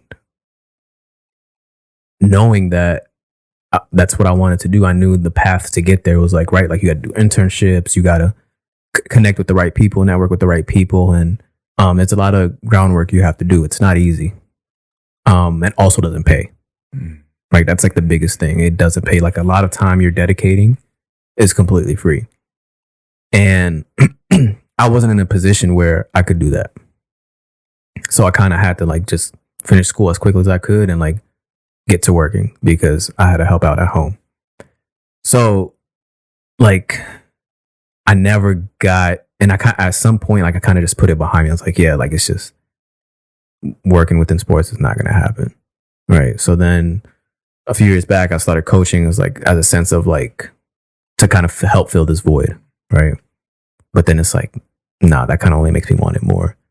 So then it's like now, like 10 years later, fast forward when, since I've been out of school, and it's like, damn, like I really haven't gotten to a point where like it's always what if.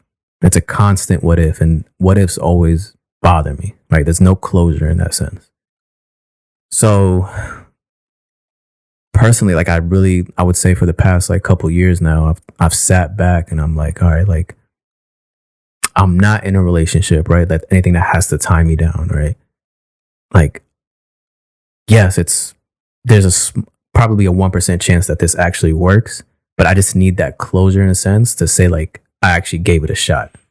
So like for the past year and a half or so, like that's all I've been doing is like trying to network with people. And it's like the topic always comes up. It's like, well, like you've progressed pretty well in your career. Like you have government experience, you're in consulting. Like that's weird that you want to get into sports. Like, right. So it's like having to explain that to somebody and actually see if, they can lend you a hand and to get somewhere is like, it's a hard, and it's like a kind of like just in my nature, it's not something I like to do. Yeah. Right. Like I don't want to be that guy. I don't like handouts. And that's not what I'm asking for. But it's like one of those things where like, in a way you have to play the game. It's a fine line. Right. Yeah. So it's like, I told myself, look, like for this next year or two, like just keep pushing for it. And, if there is an opportunity that presents itself, like honestly, there's job opportunities that I've like been applying for that are in China. Okay. Like within basketball. And I've applied for those. Right. It's because it's like, why the fuck not? Like, yes, I couldn't do it when I was 21, 22, but also I'm 30, going on 31 now, but what's holding me down or holding me back from doing that? So that's kind of where I'm at right now. It's like, I'm unsure where it goes. Cause am I good at what I do now? Yes. Do I enjoy it? I mean, it's cool. Right. But it's like 10 years from now, like, is this what I really see myself doing?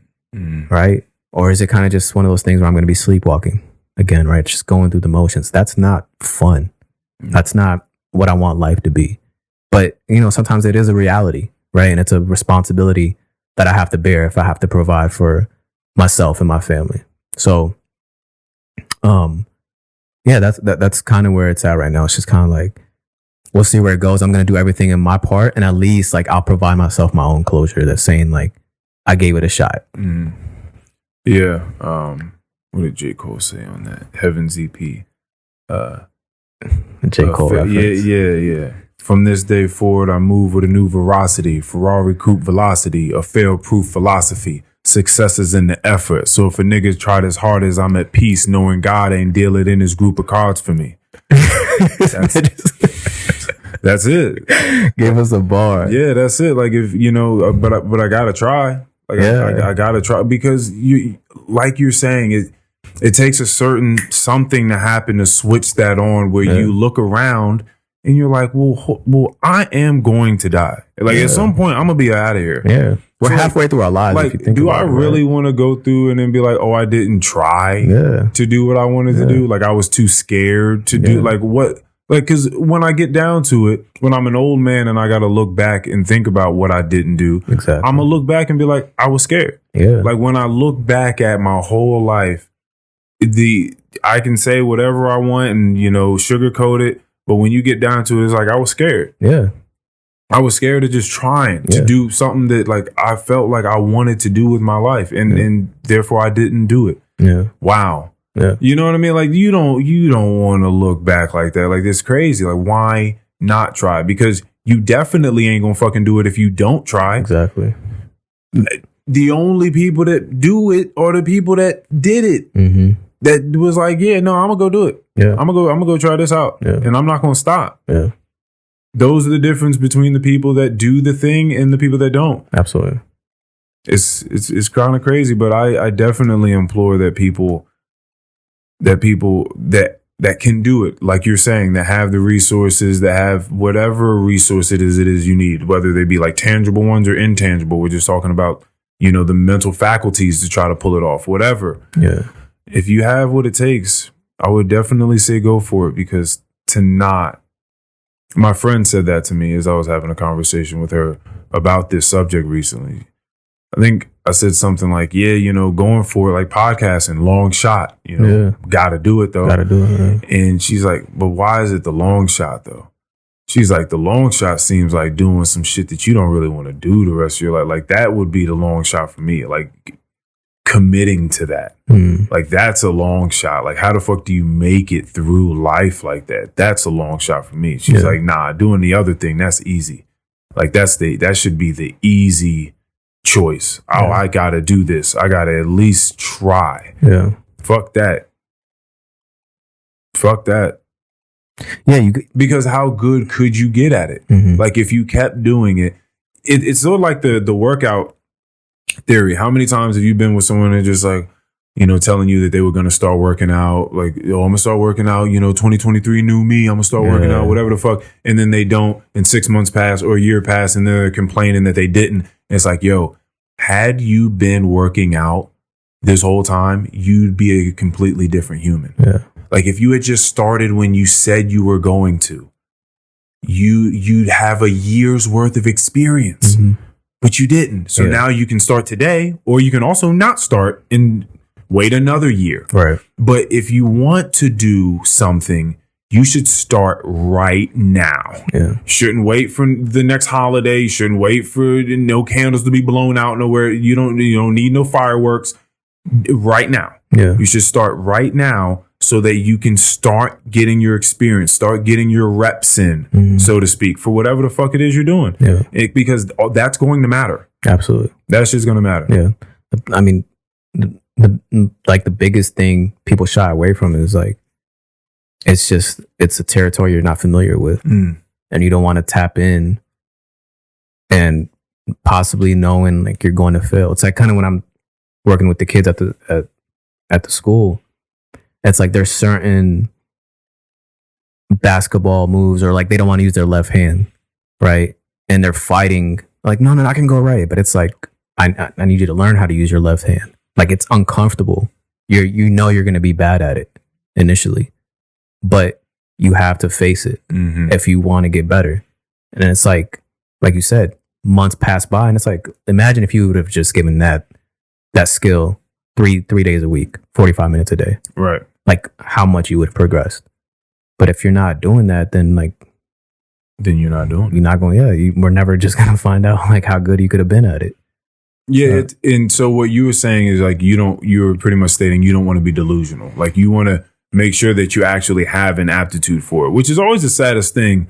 When I did used to watch American Idol, and like people would go up there and be the worst singer ever in the world, but like their whole town and their church said that they had a fucking voice like Jesus, whatever. Yeah, And then they get up on American Idol and embarrass themselves. yeah, That counsel again comes in handy. Like having people around you that know you. Yeah, and they're not haters, but they are objective and they can speak to you and be like, yeah, I could definitely see you. Like this makes sense for you. Like this makes sense for you to do this. You got to learn. yeah. You got to learn how to do this thing. But like, yeah, that definitely fits you. You should do that. Like you should be hearing that around the people you're talking to about the things that you want to do. Yeah. Like, damn, like, yeah, that is going to be a lot of work, but like, that's definitely for you. Right. That's something that you should be hearing from people that actually know you very well. Absolutely. And then, yeah, definitely trying to remain a self-auditor in that sense, because you definitely want to also be like, are they just telling me that because they want to be nice? Like, or like, I need to hear more detail on why you think that's for me. Yeah. You know what I mean? Like, what is it exactly? Because you gotta know, because the people that keep doing something, but like they're not getting better and they're not seeing the success from it, and it just year after year after year, and there's just no progression. That's a tough pill, unless they're just having fun doing the thing. Yeah. But for the people that are really trying to like make something out of it, that's tough. Yeah. That's tough. I mean, I see a lot of Of course you do. rappers. Of course. Right. Of course. Like, let it go. It's just I mean, like, all right, like you said, if they're just having fun with it, yeah, like if it's fun, keep making it. But You like, always make music. yeah. But if you're really trying to just make something out of it, it's just not. Yeah. It's not happening. Yeah, we just got to reassess like what's going on. Yeah. You know, you got to go back to the drawing board. I think it's hard for people to do that. Yeah. I mean, but you also have to not be I was saying this to her the other day too. I imagine that those people they're not good students of the game. Like, how are you not watching people that are better than you, watching how they do it, and you're like, oh, okay, and you're picking things up. Like, how are you not getting better? That doesn't make it's so hard for me. Like well, no, I've already explained this. You're clearly just not there. Like, you're going through the motions. Because if I'm watching someone, if I'm whatever I am, if I'm watching the people that have come before me, because I'm a fan of it first, right? Before I know that it's a thing, I must have seen someone else do it somewhere. And then so you started watching them, viewing them, and you're like, oh, wow, I like the way they do this shit. Like, how are you not watching them and learning from them doing the thing and like implementing that into new creative ways of how you should do it and you're making it your own? Like, how are you not doing that? That's so weird to me. Like, I don't get like, what are you doing? It's a sense of like, how are you interacting with the art? Yeah. Well, that's when you're being kind of like disingenuous to the art. Yeah. Right. Like, you're not giving it the respect it deserves. It's like, you know, if you were to go tell, I don't know, a rapper or something, like, go read a book, right? No. But like, read a book to gain knowledge, right? To learn new vocabulary, because it's only going to help you. Or to just open up like some weird way of thinking about something, and you could put some raps together you couldn't before because you have a new place of reference to pull from. Exactly. Yeah. Exactly. Right. But it's like, no, like, why the fuck would I do that? That's crazy. I've seen that though. Oh, that's terrible. Yeah. And it's like, oh yeah. That's like the opposite of an artist, because an artist, like any real artist, knows that you're constantly absorbing from what's around you. Yeah. Like, that's what you're trying to do. Yeah. And that's crazy to be like, nah, I ain't trying to take in none of that shit. Like, I ain't trying. It's like, what the fuck are you talking about? So you're just going to be in here in this small, like, little echo chamber of just like your own self. Yeah. And just produce. Just listen to yourself and like, we're just going to copy paste. Yeah. That's really weird. That's a really weird way of doing it. Yeah. Yeah. The way I've heard it explained from this book I've talked about on here by Austin Kleon, Steal Like an Artist, is think about like a bunch of your influences from different respects and different disciplines in the world, and then just like interchange them randomly and think about what 3 or 4 of them would make, right? Like what their artist baby would look like. And then try to do something like that, but it just gets you in the mindset of thinking about how to pull from different things and make something your own. But you definitely, absolutely need to be observing things. Gotta be a sponge, man. Like, I think it's as simple as that sometimes. Like, you gotta, like, for me, for example, like when I go through phases where I'm like, all right, I'm just trying to learn something new, right? And I'm like clicking through random podcasts and turning on random YouTube docuseries, and just like, it's like stuff that, like, the other day, like, oil rigs were just like so fascinating to me. Right? It's like the most random thing. Okay. Right? But like, it's stuff like that where you just have to turn it on sometimes and just like allow your mind to kind of be sparked, right, in a way, and see like where that rabbit hole takes you. Oh yeah, you're trying to, yeah. I see what you're doing. Yeah. Yeah. You just got to start the engine. Yeah. And just go from there. Yeah. Just let it. Yeah. That for a lot of people, I guess the getting started is the issue. Is the hard part. Yeah. Yeah. Like you can get into it afterwards. But like the getting started, to just opening your mind to the idea that this could be something good. Yeah. Yeah. Yeah. Yeah. That's so funny. Oh man, that's terrible. You know what I mean? That there's just swaths of people that can't open their mind. Like, there's no way that this is going to be good. There's no fucking way. I can't be bothered with it.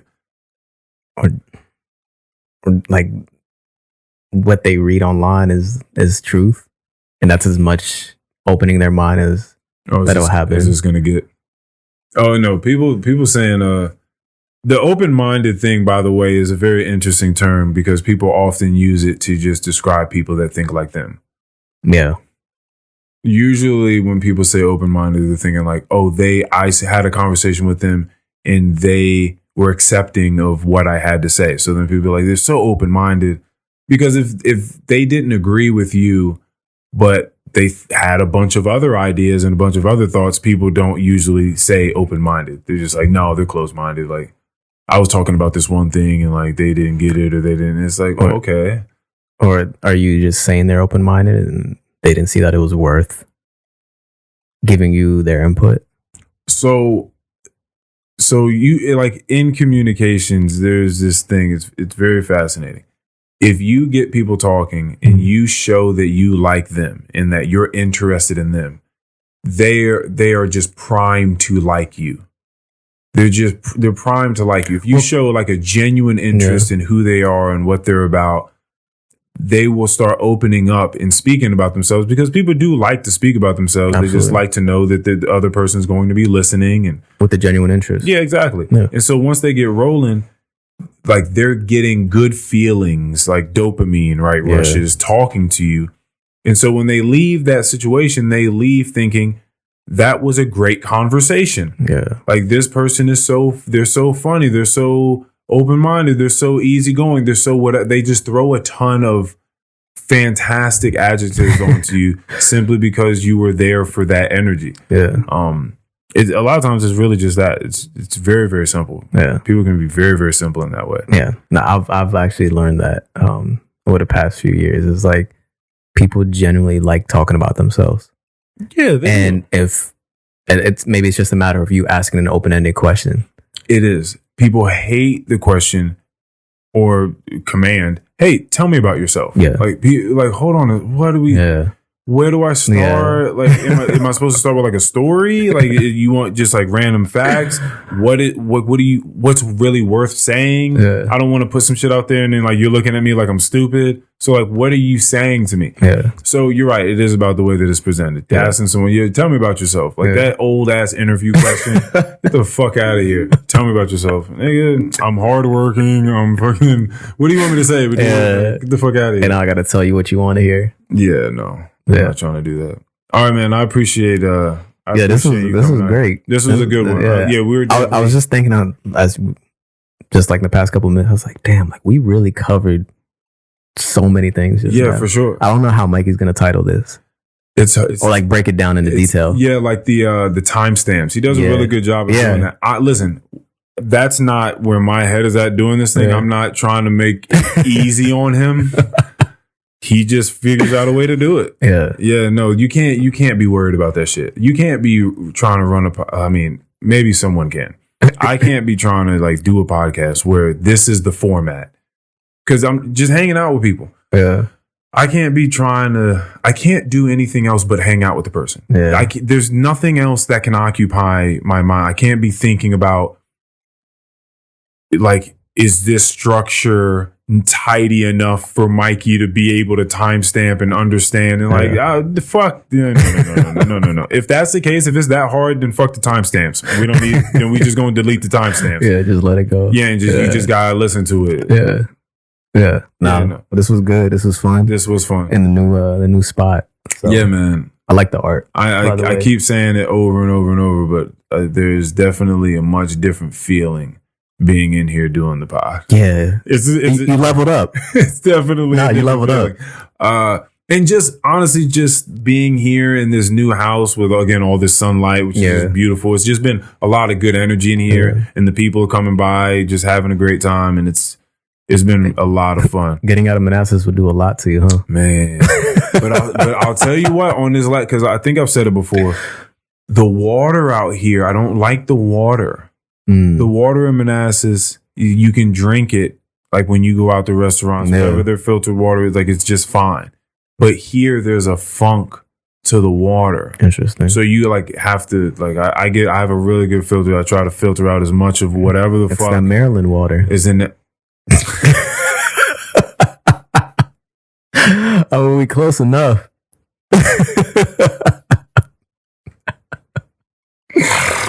Oh, that Maryland water trickling down. Oh, that's fucking crazy. Oh man, that's wild to just shit on Maryland like that. Like, there's no way they got good. There's water. Nothing good about Maryland. Yo, all right, I'm out. Thank you, everybody. All right, peace. That's crazy.